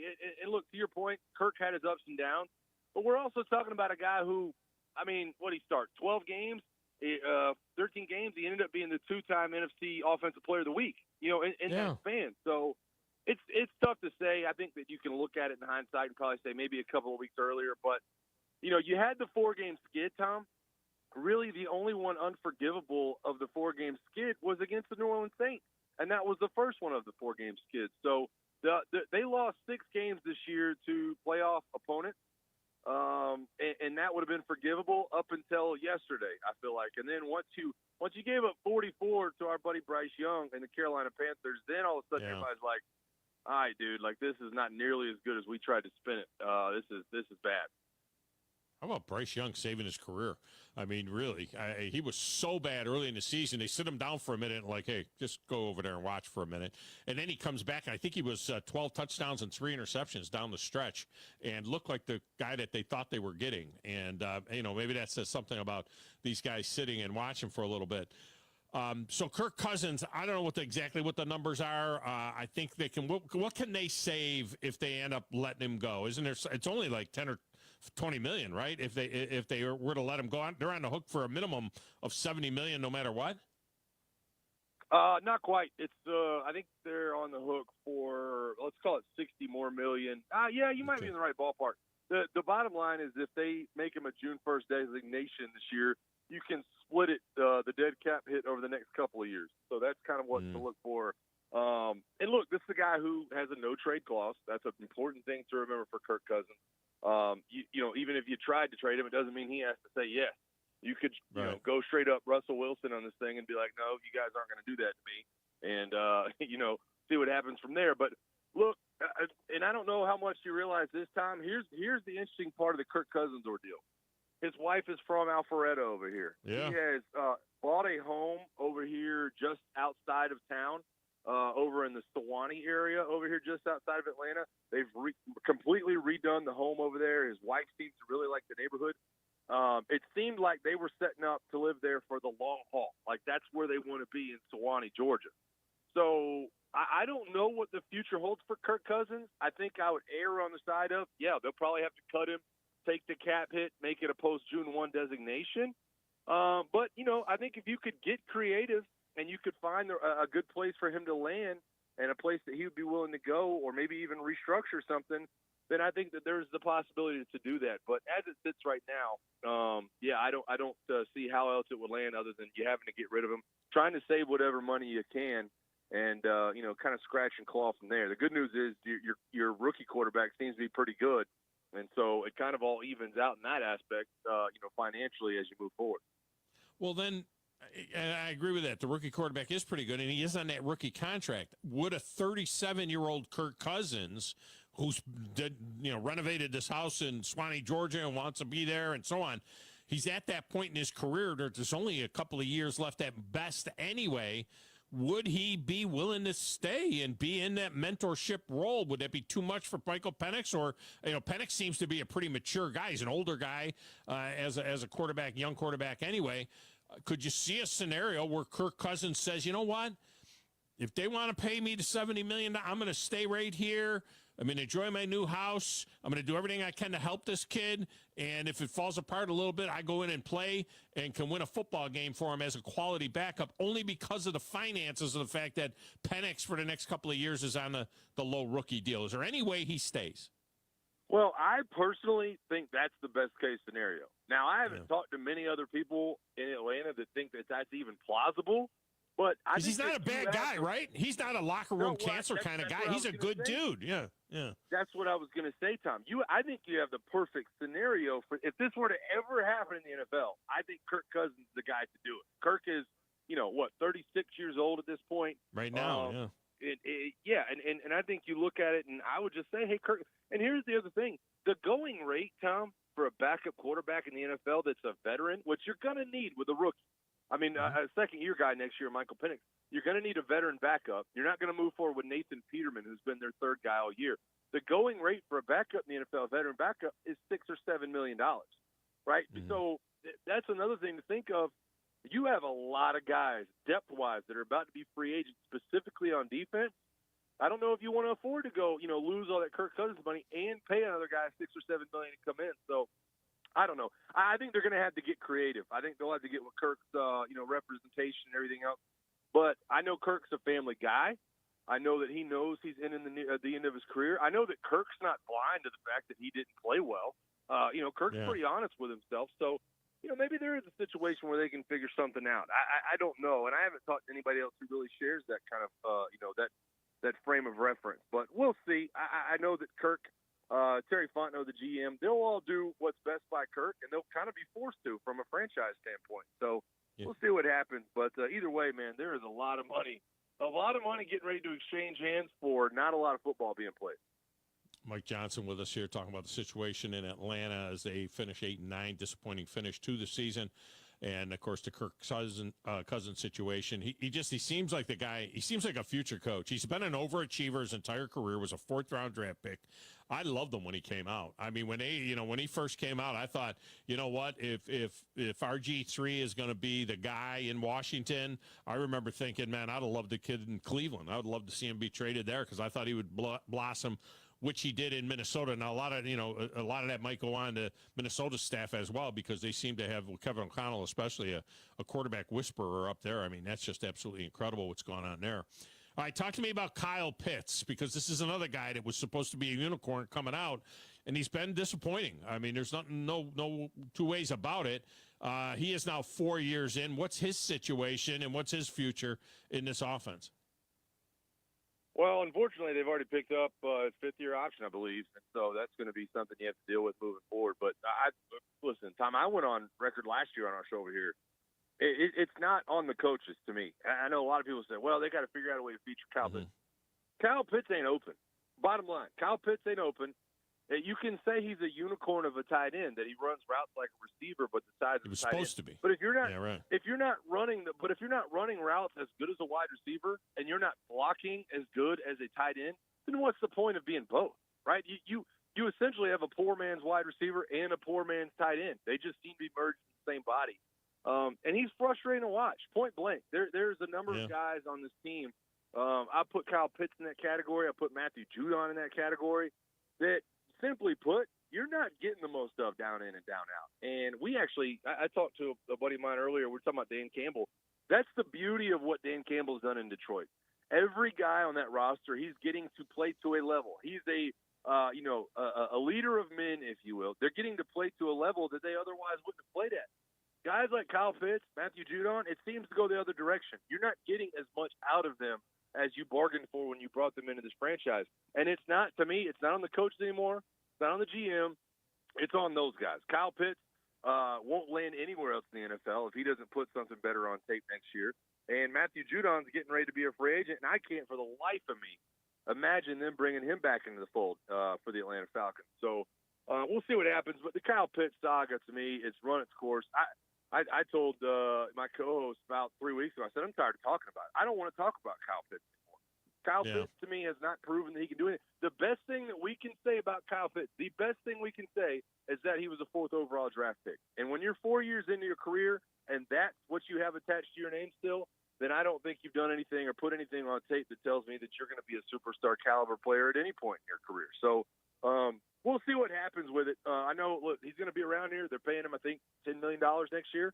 So he'll be a part of what they want to do. But I don't think he's made any friends in the coaching staff this year. And we'll see, maybe he has a good off season and, decides to clock in here for his contract year. But I don't see it happening. I'd be shocked to see him have a good year next year. Yeah, that one was just a shocker to me because I just thought coming out of Florida, that was a guy I thought was going to be a stud. I mean, he just had that look, and it just has been a dud instead of a stud. And I know guys get close. I've had this experience in Nashville, and you get close to coaches, and you become fond of them and so on. I was not enamored with the Raheem Morris hire. Here's a guy that's made his bones as a defensive coach, and their defense was awful. And Jimmy Lake, too. I mean, he came over with some pretty good chops. How much of it was the Jimmies and the Joes, and how much of it was it just was coordination or the lack thereof? Well, it was an interesting year, Tom, and I think what you had for the first 10 weeks of the season, you played the Broncos right before the bye week, and essentially what you were doing in Jimmy Lake's defense, Raheem Morris' defense, to your point, you were playing off in coverage, you were giving a massive cushion to the guys outside. You were dropping both your corners into cover 3. You were dropping them deep. And, they were keeping everything in front of them. And that's one of the reasons they weren't getting home in the pass rush is every quarterback would take the snap and throw it to the wide receiver with the big cushion outside. And then A.J. Terrell, Mike Hughes, they would step up and make the tackle out in the flat. That was really what the defensive game plan was. When you got into the bye week, you adjusted. You walked your corners up. You got a little bit tighter in coverage at the snap. It forced the quarterbacks to go through their first, second, third read, and your defensive line started getting home. You started getting out of the basement in the NFL in terms of sacks. All that was all fine and dandy until 2 weeks ago you couldn't tackle Jaden Daniels, and no matter what Cliff Kingsbury did offensively, Jaden Daniels just made him look like a god. And then whatever Dave Canales did game plan-wise yesterday with Bryce Young, made you look bad as well. So I think Jimmy made some nice adjustments. I think Raheem Morris made some nice adjustments. I would sit here and tell you that there is no way that Jimmy Lake is going to be back other than just like you brought up. Raheem Morris is a defensive coach. Nothing Jimmy Lake is doing is not being signed off on by Raheem Morris. So they're gonna have to make changes, Tom. I mean, I don't think you look at this situation and say, well, Terry Fontenot, Raheem, Jimmy, Zach Robinson, they'll all be back. No, I don't think that's what's going to happen. I think that if anything, you remove Jimmy Lake. I think you bring in a veteran defensive coordinator, maybe Jeff Ulbrich from the New York Jets or somebody that spent some time here in Atlanta, and you bring in a new set of eyes. I think that's the only way moving forward. But I'll say this, Tom, I don't know if you heard it. Raheem, after the game yesterday, was as PO'd as I have ever heard him. You could tell in his voice. He just simply said it wasn't good enough. The defense was abysmal. So I expect there's going to be changes in some capacity defensively. I don't know that it'll be Jimmy Lake, but at this point, that's my guess that Jimmy Lake on this move out Monday, the Black Monday you call it, will be finding somewhere else to go. And they're going to draft right in the middle of the pack, which kind of sucks in a way, but they're going to draft at 15 right now unless they make a move. I would imagine that they'll go defense and then go defense, and then maybe some defense in this draft because they just got to get some bodies in there. It still feels like they got some talent offensively. Defensively, it just seems like they've got to get some fresh bodies in there. Well, and the thing is, too, you drafted front seven heavy last year. You took Michael Penix in the first round, but you backed it up with Ruka Rororo. You backed it up with Jalen Trice, Brandon Dorlus, J.D. Bertrand, Zion Logue. All those are defensive front seven guys. And the fact is, when you look at it right now, I'll be curious to see what they do in free agency. But Mike Hughes is a free agent. Justin Simmons is a free agent. Dee Alford's a free agent. A lot of guys in that secondary are set to hit the open market. So they've got to decide what they want to do. And the other thing, Tom, and I don't know if you've talked about this, you don't have many draft picks. You don't have many at all. You traded one last year for Van Jefferson. You got docked one because of the whole Kirk Cousins saga this offseason. You traded one for Matthew Judon. I think the Falcons are sitting on 4 draft picks right now. If I'm not mistaken, I think it's 4. Oh, wow. So you just don't have many. You don't have many at all. I think you also traded one last year for Kentavious Street, if I'm not mistaken. So it'll be interesting. You've got to go defense. I said it last year on your show. I said I'd be dumbfounded if they took a quarterback. You got to go defense. But I'm doubling down on that this year. You got to go defense. If it's not an edge guy, then you're probably taking a corner. But we'll see what's available there in the middle of the first round. All right, before I let you go, clearly, I mean, Alabama will struggle to be a bowl team next year. Maybe we'll see them in Birmingham, someplace like that. Maybe the Gator Bowl if they really play well.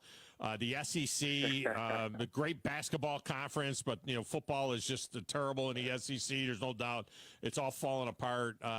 Georgia, a pretender, never win another national championship as long as Kirby Smart's there. I mean, it's, the national media is loving jumping all over the SEC, aren't they?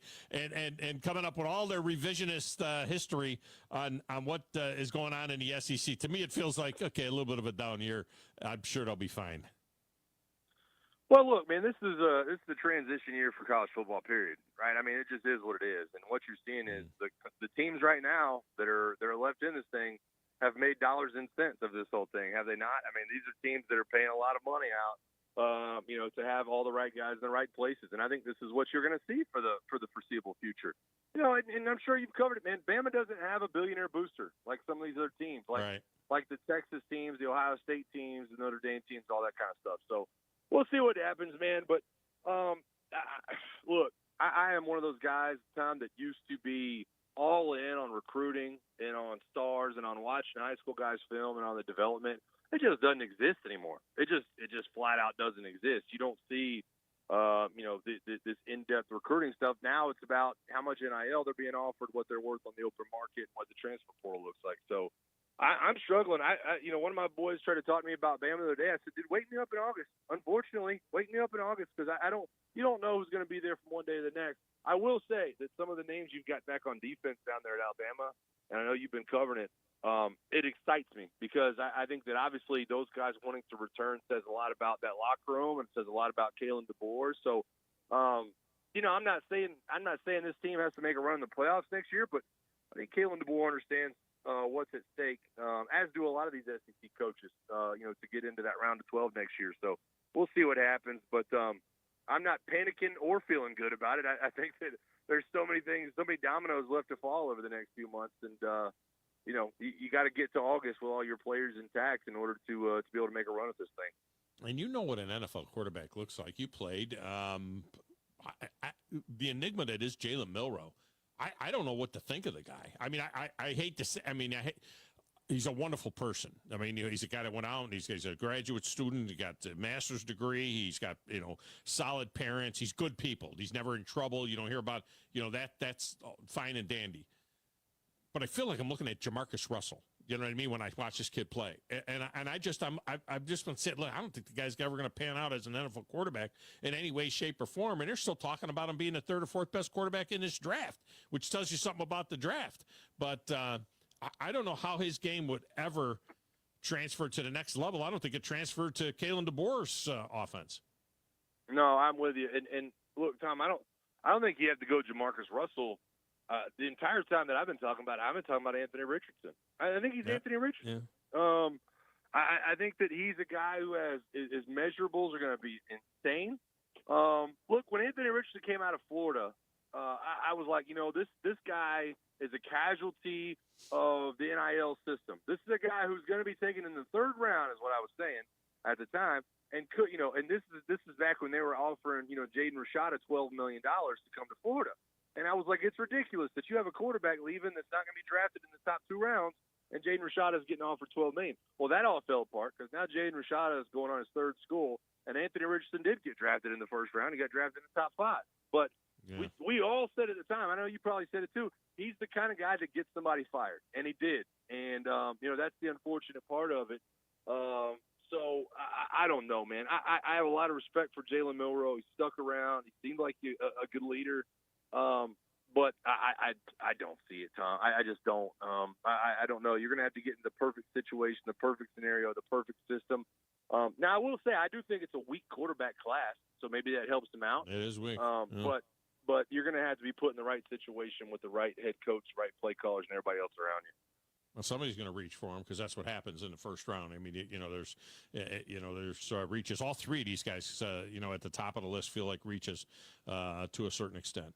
Mike Johnson has been our guest. Mike, with one of the most, the scariest flight in the history of Mike Johnson, in the flying yellow tube of terror from Birmingham to San Diego, California, in an airplane that had ashtrays in it about 5 years ago. Bro, I have never been more terrified. I mean, I thought we were in a movie. I thought we were getting punked. We were getting punked on that flight. It looked like a big banana going through the sky. You could see the streaks on the plane from the brushes where they painted it. Like they painted it with 4-inch brushes or something from Home Depot or one of those things. I remember I flew out separately because I was going I stayed out there extra time because my daughter lived out there with her husband, and my wife and I flew out beforehand. I didn't fly with you, and then when I met up with you at the stadium, we did the last football game ever played at Qualcomm Stadium. That was the last game ever played in that stadium, which hosted Super Bowls. That. Yeah, it hopes that stadium ended up getting torn down, and of course they got a different one there now.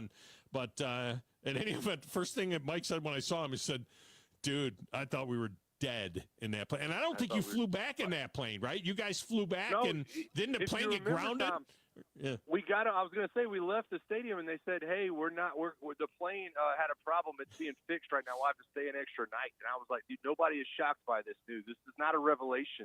That plane looked like it was going to fall out of the sky. They're probably duct taping the wings back on while we're staying the extra night." So yeah, did you end up flying back with that plane then? So they after they fixed it? They repaired it somehow. And we flew back in the yellow plane. Ashtrays in the plane. haven't seen that since I was a kid, and I'm an old dude. All right, man. I appreciate you as always. Good stuff.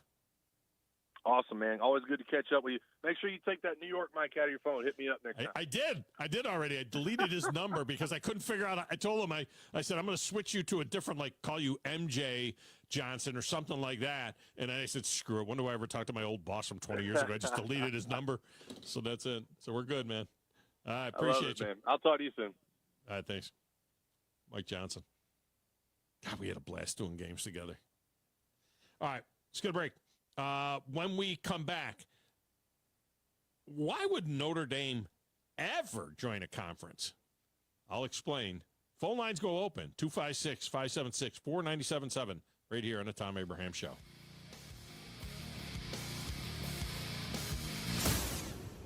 Tom Luganbill here for my friends at Woody Anderson Ford. Bobby White and his team take great pride in their service department, and you can see it the moment you walk into those beautiful new service lanes. And just like a championship team, they all work together to make sure your experience is second to none, whether you drive a Ford or not. Also, check out the gold-certified pre-owned inventory at Woody Anderson Ford for great deals every day. Stop by and see them at Jordan and Sparkman or at Woody Anderson of Madison on Hughes Road, or visit WoodyAndersonFord.com. Looking for your next adventure to be out of this world but don't have enough money to buy a spaceship and leave orbit? Well, look no further than Divergence VR theme park off of Governor's Drive Southwest in Huntsville, Alabama. Are zombies more your style? How about driving your favorite cars on the world's fastest track? Or maybe a gorilla game that has you climbing up tall trees to escape other gorillas? Wait, that's actually a thing? Huh. Would you look at that? For whatever adventure you can dream of, call 256-203-4128 to get your VR adventure started now. Thom Abraham here for my friend Mike Owen at Owen Home Appliance Center. Are those new school clothes wearing out that old washer and dryer? Well, it's time to get off the bus at Owen Home Appliance Center and learn what a new Speed Queen washer can do for you. They're in stock and are ready for delivery now. At Owen Home Appliance Center, quality products, quality pricing, quality service. It's right there in the name, Owen Home Appliance Center. 2 locations to serve you, Highway 36 in Somerville and the interactive location at Highway 231 in Lacey Springs, just 8 miles south of the river. Mike Rowe here with a quick question. Have you noticed a musty smell in your home? I hope not, because damp smells mean that you could have a crawl space problem. That's where AFS comes in, a groundworks company. They can honestly assess your situation and create a plan to waterproof your crawl space and get to the root cause of the problem. Schedule your free inspection at afsrepair.com/row. And while you're there, check out my latest dirty job. It's a good one. Licensed in all states where work is performed. See website for details. If you enjoy 97.7 ESPN The Zone for all the best in sports talk, you'll love Talk Radio WZZN on 97.7 HD2. Don't have an HD radio? No worries. Download the app by searching for Talk Radio WZZN on your phone or visit the website at Talk Radio WZZN. Talk Radio WZZN features the best in talk from Fox News Radio during the day, plus Bill O'Reilly and his No Spin News at 6. Your home of the Rocket City Trash Pandas is Talk Radio WZZN. Electric cars are coming faster than you think, and that's why we're bringing SEMA Connect to Alabama. Our team educates you and helps provide a long-term plan for your business. Where to put them, how to get them there, how to pay for them, tax incentives, service, and monitoring. We take care of everything. Doing the right thing means bringing EV car chargers to Alabama. Let us help you with your EV charging plan. Hi, this is Wes Neighbors. I'm here with Sam Fleming with Fleming Roofing and Restoration. Sam, tell the folks about Fleming Roofing and Restoration. Hey Wes, our company Fleming Roofing and Restoration specializes in commercial and residential roofing and repairs. I'm a 5th generation Huntsvillian, and our family's been doing construction business in Huntsville area since 1965. Sam, what kind of roofs does Fleming Roofing and Restoration do? Our guys are skilled enough. We can come out and address any kind of leaks or issues you might have on your commercial, on your metal roofing, on your shingles. We can do anything, and we can offer you a solution to repair it, or we can replace it. Well, you guys also do insurance restoration. Our staff has 10 plus years of experience as insurance adjusters, and we really do know the inside and out of the claims process at Fleming Roofing and Restoration. Check out Fleming Roofing and Restoration online at FlemingHSV.com, or you can call or text them at 256-651-9440. Hey Wes, we show up.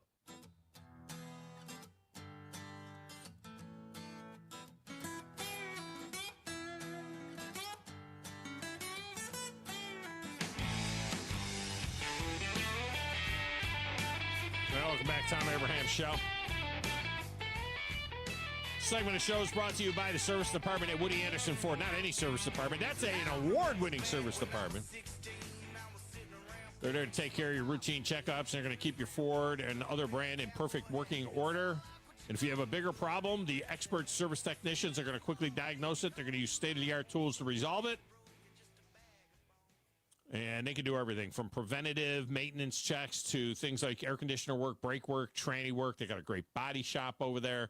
It's all at Woody Anderson Ford. And don't forget about the Quick Lane Service Department as well. For those of you that can only get out on a weekend or in the evening, they got the Quick Lane Service Department with extended hours over there as well. They can take care of brake work and tires and batteries and so on. Doesn't matter what the service your Ford needs. Woody Anderson ensures quick, professional, and exceptional service. Woody Anderson Ford, the only place I've gone for over 20 years now in the Tennessee Valley. Okay, phone lines are open, 256-576-4977. We'll get you into the show if you want to react to any of the things that we have talked about to this point.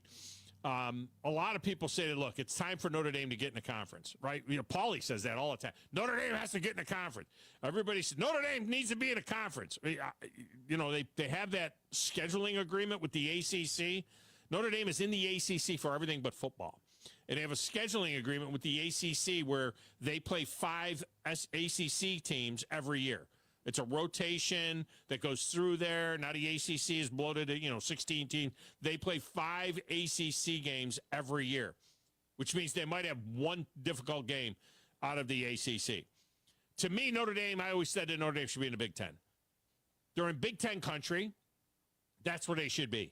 And now that the reason that Notre Dame stayed independent for all of those years was they considered themselves a coast-to-coast school, right? They wanted to have the exposure of the West Coast, playing Southern Cal and Stanford every year, and they got alumni out there, and that was a big part of their history is they played in California, and they wanted the exposure of playing on the East Coast, and they'd go play Army and Navy, and they'd play on the East Coast. They played Penn State for a while, which ironically they'll play in the playoff here, but they played other teams on the East Coast. So they were coast. Well, the Big Ten is coast to coast. The Big Ten has the teams from California, and it has Rutgers and Maryland, and the teams on the East Coast. So really, Notre Dame could go into the Big Ten and would be fine. But if you're Notre Dame, and the only penalty that you pay for being an independent is that you cannot get a bye in the first round of the playoffs. That's the only thing. Notre Dame cannot earn a bye because they cannot be a conference champion. And who knows if that rule is going to continue, right? I mean, when they re-ramp this thing in 2026, I think the conference champion automatic bye thing is going to go away. Most people do. After the debacle of this year having a number 9 and number 12 team in the country having byes, in the first round. And then all the bye teams lost anyway. So having said that, and not only the ones that didn't belong in the top 4, the ones that were in the top 4, like Texas or like Georgia and Oregon, which were the SEC and Big Ten champion, and they lost in the first round too. So I don't think playing in the first round was that bad of a deal, obviously, at least not in this first iteration, especially in the fact that Notre Dame doesn't play a conference championship game, so they're done they're done at Thanksgiving. When was the first round? The 20th of December. They were done at Thanksgiving. They had 3 weeks off. And then when did they play their next game? Another 12 days later. So there's no big, advantage to having a bye and not playing in the first round. But here's the big takeaway. Notre Dame has scored $14 million so far in the playoff. And you know who gets it? Notre Dame. $14 million. That's the same amount that Texas and Ohio State and Penn State have made for winning their first and then their second round games. But the difference is with Penn State and Texas and Ohio State is those dollars go to the conference.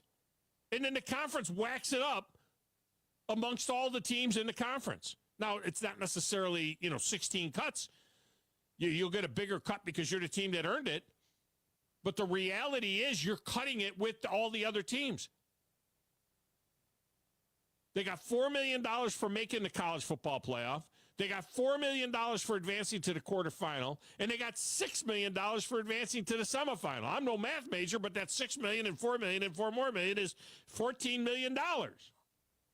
And all those other teams had to share that money with their conference. Not Notre Dame. They got the whole $14 million to themselves. You make more money by playing in the first round, not because you're on campus, which you do. You get parking and concessions. You don't get the ticket sales. That's split amongst all the, the college football playoff. But they would have gotten $4 million for making a college football playoff, and then they would have gotten, they wouldn't have gotten the extra $4 million for advancing to the quarterfinal if they were right to the quarterfinal with a bye. They would have $10 million, right? But even if they had the $10 million, they keep it all. Notre Dame, in and of itself, Notre Dame is making more money than the entire ACC. They got $8 million for SMU and Clemson, and they're splitting that $8 million up amongst the 16 teams in the ACC besides. The Big 12 got $8 million for Arizona State. 4 and then 4. The Mountain West got $8 million for Boise State. The SEC has gotten $26 million total so far for Texas, Georgia, and Tennessee. And the Big Ten has gotten $40 million. But Notre Dame has made more money itself than the entire ACC, Big 12, or Mountain West.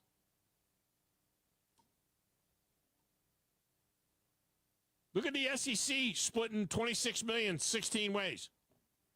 Now, you still got Texas in there, so we'll see what happens. They get another chunk of dough. You got the Big Ten splitting $40 million so far. What do they got, 18 teams? 18 ways. Notre Dame is splitting $14 million one way.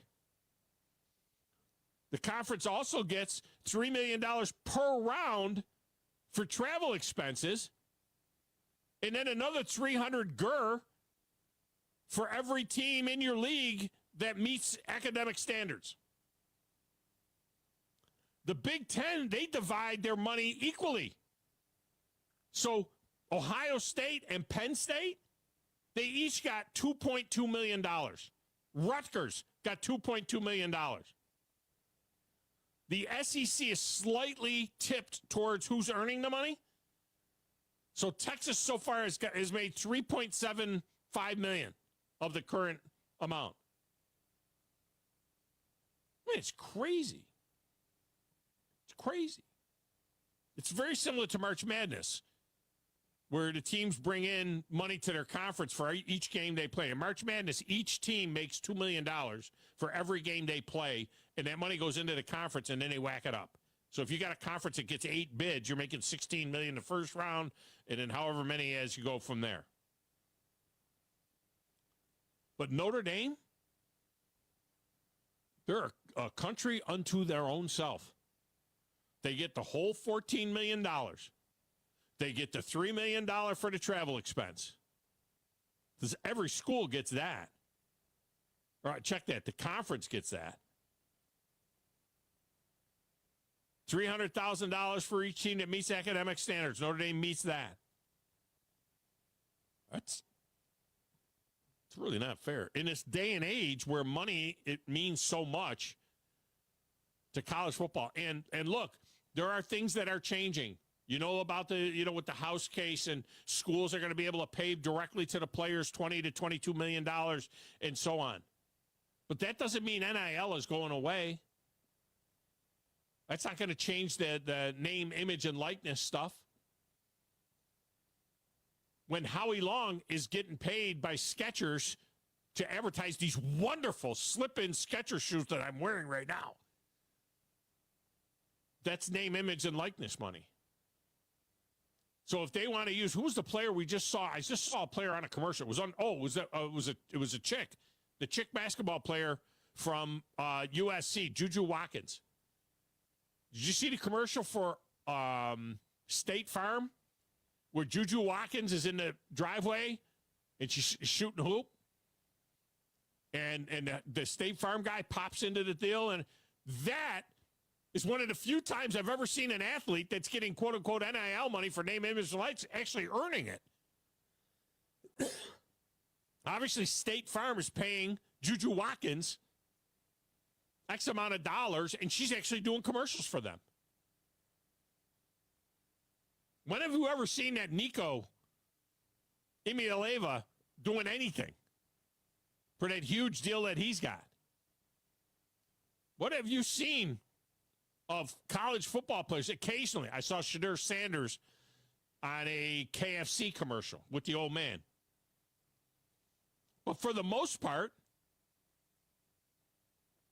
you don't see these guys. And that's not going away. But NIL stuff doesn't go away. All right, when we come back, you want to react to that? Lions and Chiefs are the number one seed. The Super Bowl is won 52% of the time by a 1 seed. The Chiefs, remember last year, the Chiefs were a 2 seed. The 49ers were a 1 seed in the NFC. This one feels wide open. This playoff field feels wide open. When we come back, how many times have we gotten a 1 versus a 1? What are the chances of getting the Chiefs and the Lions in the Super Bowl? How many times has it happened? I'll tell you next, right here on the Thom Abraham Show.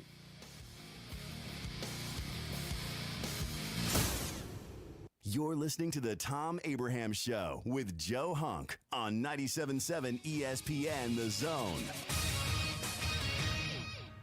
This is Brent Musburger's VSiN Action Update on 97.7 ESPN The Zone. For a limited time, G-Bank is offering a $250 bonus when you open a G-Bank Visa signature card. Apply today at vsin.com/Gbank. The college football playoff semifinal field is set after Notre Dame beat Georgia 23-10 last night at the Sugar Bowl in New Orleans. Riley Leonard passed for a touchdown while Jaden Harrison returned to kick off 98 yards for a score. The game was delayed today after a deadly terror attack in the French Quarter in the early morning hours of Wednesday. Notre Dame advances to face Penn State at the Orange Bowl on Thursday, January the 9th. The Irish favored by 1.5. Penn State plus 105 on the money line, over under 46.5. And the other semifinal game, Texas battles Ohio State on Friday the 10th in the Cotton Bowl Classic. The Buckeyes favored by 6. Texas plus 190, over under 53.5. Ohio State the current betting favorite at plus 110 to win the national title. For more, go to VSIN.com. Mike Sennett, 97.7 ESPN The Zone. If hunting and outdoor recreation are your passions, it all starts with the right property. That's where I come in. I am Bo Butler with Southland Realty and Auction, a hunting and recreational land specialist and a Jackson County native who sees land through a hunter's eyes. Just as you trust your guide on a big game hunt, you can trust me to find the perfect property for you. Thinking of selling? Let me help you make your land attract buyers.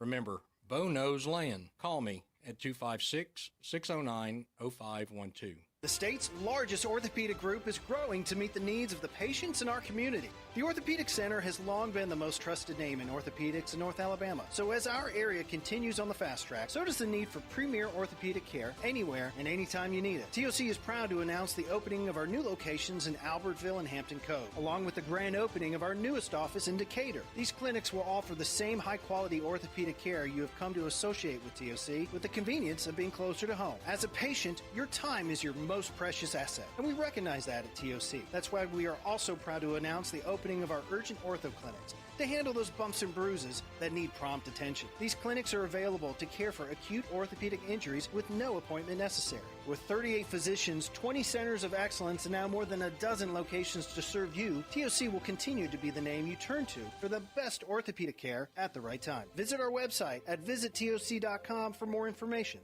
TOC, helping you live a better life. If hunting and outdoor recreation are your passions, it all starts with the right property. That's where I come in. I am Bo Butler with Southland Realty and Auction, a hunting and recreational land specialist and a Jackson County native who sees land through a hunter's eyes. Just as you trust your guide on a big game hunt, you can trust me to find the perfect property for you. Thinking of selling? Let me help you make your land attract buyers. Remember, Bo knows land. Call me at 256-609-0512. From the Fox 54 Weather Center, I'm meteorologist Emily Owen. Isolated rain showers and potentially snow flurries going to be possible heading into this Monday night. Low temperatures falling into the lower 20s. We'll see mostly sunshine, high temperatures reaching the mid and upper 30s for the afternoon, but wind chill values could be as low as the lower teens. Wind gusts as high as 20 miles per hour going to be possible. I'm Fox 54 meteorologist Emily Owen on your home for ESPN Radio 97.7 ESPN. The Zone. This is Steve Moulton from The Drive. Be sure and join us today from 5 to 7 with Wes Neighbors and me. Now back to the Thom Abraham Show on 97.7 ESPN The Zone.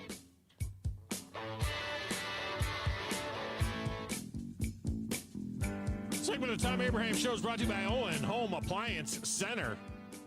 It's laundry season down there at Owen Home Appliance Center. You know how your washer starts skipping around, walking around the laundry room, heading out the door? Or you got to use your dryer to dry, 2 or 3 times you got to use it to dry an item. Well, it's time now to get a new washer and dryer. That's right. And at Owen Home Appliance Center, you can pick from brands like Maytag and GE and Whirlpool and Electrolux and Speed Queen. And they got the 2-in-1 GE profile. I've seen that thing down there. It is so cool. It washes and dries all in one machine. I mean, it's incredible. It's a modern miracle. There and check out the interactive location at Lacey Springs, just 8 miles south of the river on 231. You can try to washer and a dryer down there before you buy them. Just bring your clothes down there and say to Mike Owen, hey, Big Dog said that you do my laundry for me. Owen Home Appliance Center, quality products, quality prices, quality service. It's in the name, Owen Home Appliance Center. All right, phone lines are open. If you want to jump on board, you can do it. Let's go to the lines with Ray Dog. Ray Dog, welcome to the show. How are you? Doing all right, Tommy. How you doing? I am fantastic. Happy New Year. Same to you, sir. You know, it's a good day when you can wake up and say your team has done something that the 49ers haven't done, the Cowboys haven't done, the Eagles haven't done. Oh, yeah, let's make the playoffs 5 years in a row. And win the division 4 years in a row, right? Are now a perennial playoff team. Is it 4 straight divisions, too? I mean, I think they've won the division 4 straight years. 4 straight. And we won the Super Bowl the 5th year. We didn't win the division. But yeah. That's that. That's a good point. But anyway, hearing you talk about Notre Dame's cut and everything, and let's put it in perspective for everybody. Just use the people involved in the production of the show. Joe Hunk is the ACC. Thom Abraham is Notre Dame. Yeah. Yeah, that's about right. I'm Notre Dame. I'm out here by myself. I'm over here by myself. I take all the money. I don't share with anybody. Joe, you have to share with everybody in the building, and then me, I don't share with anybody. So, I mean, he's not wrong because I've got like 1 foot in this conference, 1 foot in another conference. I'm suing myself so that I can get out of one. I mean, it's a great analogy. No, it's perfect. It is. It's a good analogy. Never mind the fact that Notre Dame hasn't won a trophy since Ray Dog, was in elementary school. 1988. So, what can we take from that? If you want to be accredited for doing good business, with smart business, get a degree from the University of Notre Dame, because they doing business. And there's nobody to stop them. All right. Appreciate you. If you're Florida State and Clemson, you're trying to get out of the ACC, don't join another conference. Just get out and be yourself. That might be the deal. So, Joe, off the top of your head, 53 Super Bowls, right? This is Super 54. Is it? First of all, can we get rid of the Roman numerals finally? Is it time? I mean, I'm so over the Roman numerals. I thought that it would have been. Remember when they did Super Bowl 50 and they just did 50 instead of having it be an L? They just did Super Bowl 50 and they called it Super Bowl 50. Why can't we just, I thought at that point going forward, they would just use numbers the rest of the way. This isn't Rome. We don't need to use Roman numerals anymore. So I just want the individual. Joe. I was about to say, I just want the individual like patches back. I hate the uniform look, and I'm glad that we're kind of going back now to unique looks for each individual. Oh, and patch. they had like a logo. Yeah, they had like the stadium they with had the a series Lombardi of years Trophy. there. Yeah. Yeah, I'm okay if it with the was Roman in, numerals. I now you know what Liv stands for, so that's good. Yeah. So that's 54 this year. It's the Live Golf Super Bowl this year. How many of the 53 Super Bowls that have been played so far, how many times do you think it's been a 1v1? I'll say 15. Not bad. 13. I was about to say, I happened, genuinely don't know. Yeah. It happened 6 times before, the playoff expanded to 12 teams. All right. So, and that happened in 1990. So the first time it happened was Super Bowl 11 when it was the Raiders and the Vikings. That was a 1v1. And then it's happened 7 times before the playoff expanded to 14 teams, which happened in 2021. It hasn't happened since then. The last time was Super 52, which was the number 1 Eagles over the number 1 Patriots, and that was 41-33, and they were each the number 1 seeds. That was the last time it happened. Those Bills, Redskins, and Cowboys-Bills, those Super Bowls, 26 and 28, were 1v1s. I don't think it's going to happen this year. I don't think it's going to happen. 52% of number 1 seeds. Well, now it's down to 50, it's less than that. 25 out of 49. What's 25 out of 40? We're rounding up to 52%. But 25 out of 49 Super Bowl champions have been 1 seeds. In the beginning, they didn't have all of that with the seeding and everything else. But I don't think it's going to happen. I think there's too much balance in this thing. Well, and your two number you ones, you've got one playing gonna, really good, and then you have one that's just kind of there. So unless the Chiefs, they just win. They just win. I wouldn't. I tell you what, if you told me that it was going to end up Bills Eagles, the 2-2s, I could get down with that. I don't know that there's anybody down the line. A couple of weeks ago, it was real trendy to say, watch out for the Packers. If they get in as the 5 or the 6 or the 7, watch out for the Packers. Now, not so much watch out for the Packers. They have not looked very good down the stretch. They have not looked very good. I don't know how far down the line you can go right now on the day after, right? I don't know how far down the line you want to go right now and say that one of these teams could be, that can win it. I don't. Baltimore is a 3 seed. I could see Baltimore if they get on a roll, but you prove it to me, Lamar Jackson. Tomorrow we'll talk about the whole MVP debacle, but prove it to me. And by the way, can we stop with these records? This is the first year that we got 17 games, or the second year that we got 17 games. And we're having all of these records broken. They made such a big deal out of Lamar Jackson becoming the first quarterback to ever throw for 4,000 yards and rush for 800 yards in a season. Right? Lamar Jackson, first quarterback in the history of the NFL. 4,000 yards passing and 800 yards rushing. You know what?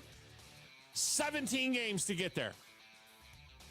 Josh Allen had over 4,000 yards passing and over 750 yards rushing in 2 seasons that were 16-game seasons. He was like 20 yards shy one year of that. But it was a 16-game season. All these records, these accumulation records, come on. 17 games. All right, that's going to do it for us. Paul Feinbaum is coming up next. For Joe, I'm Tom. Have a great day, everybody.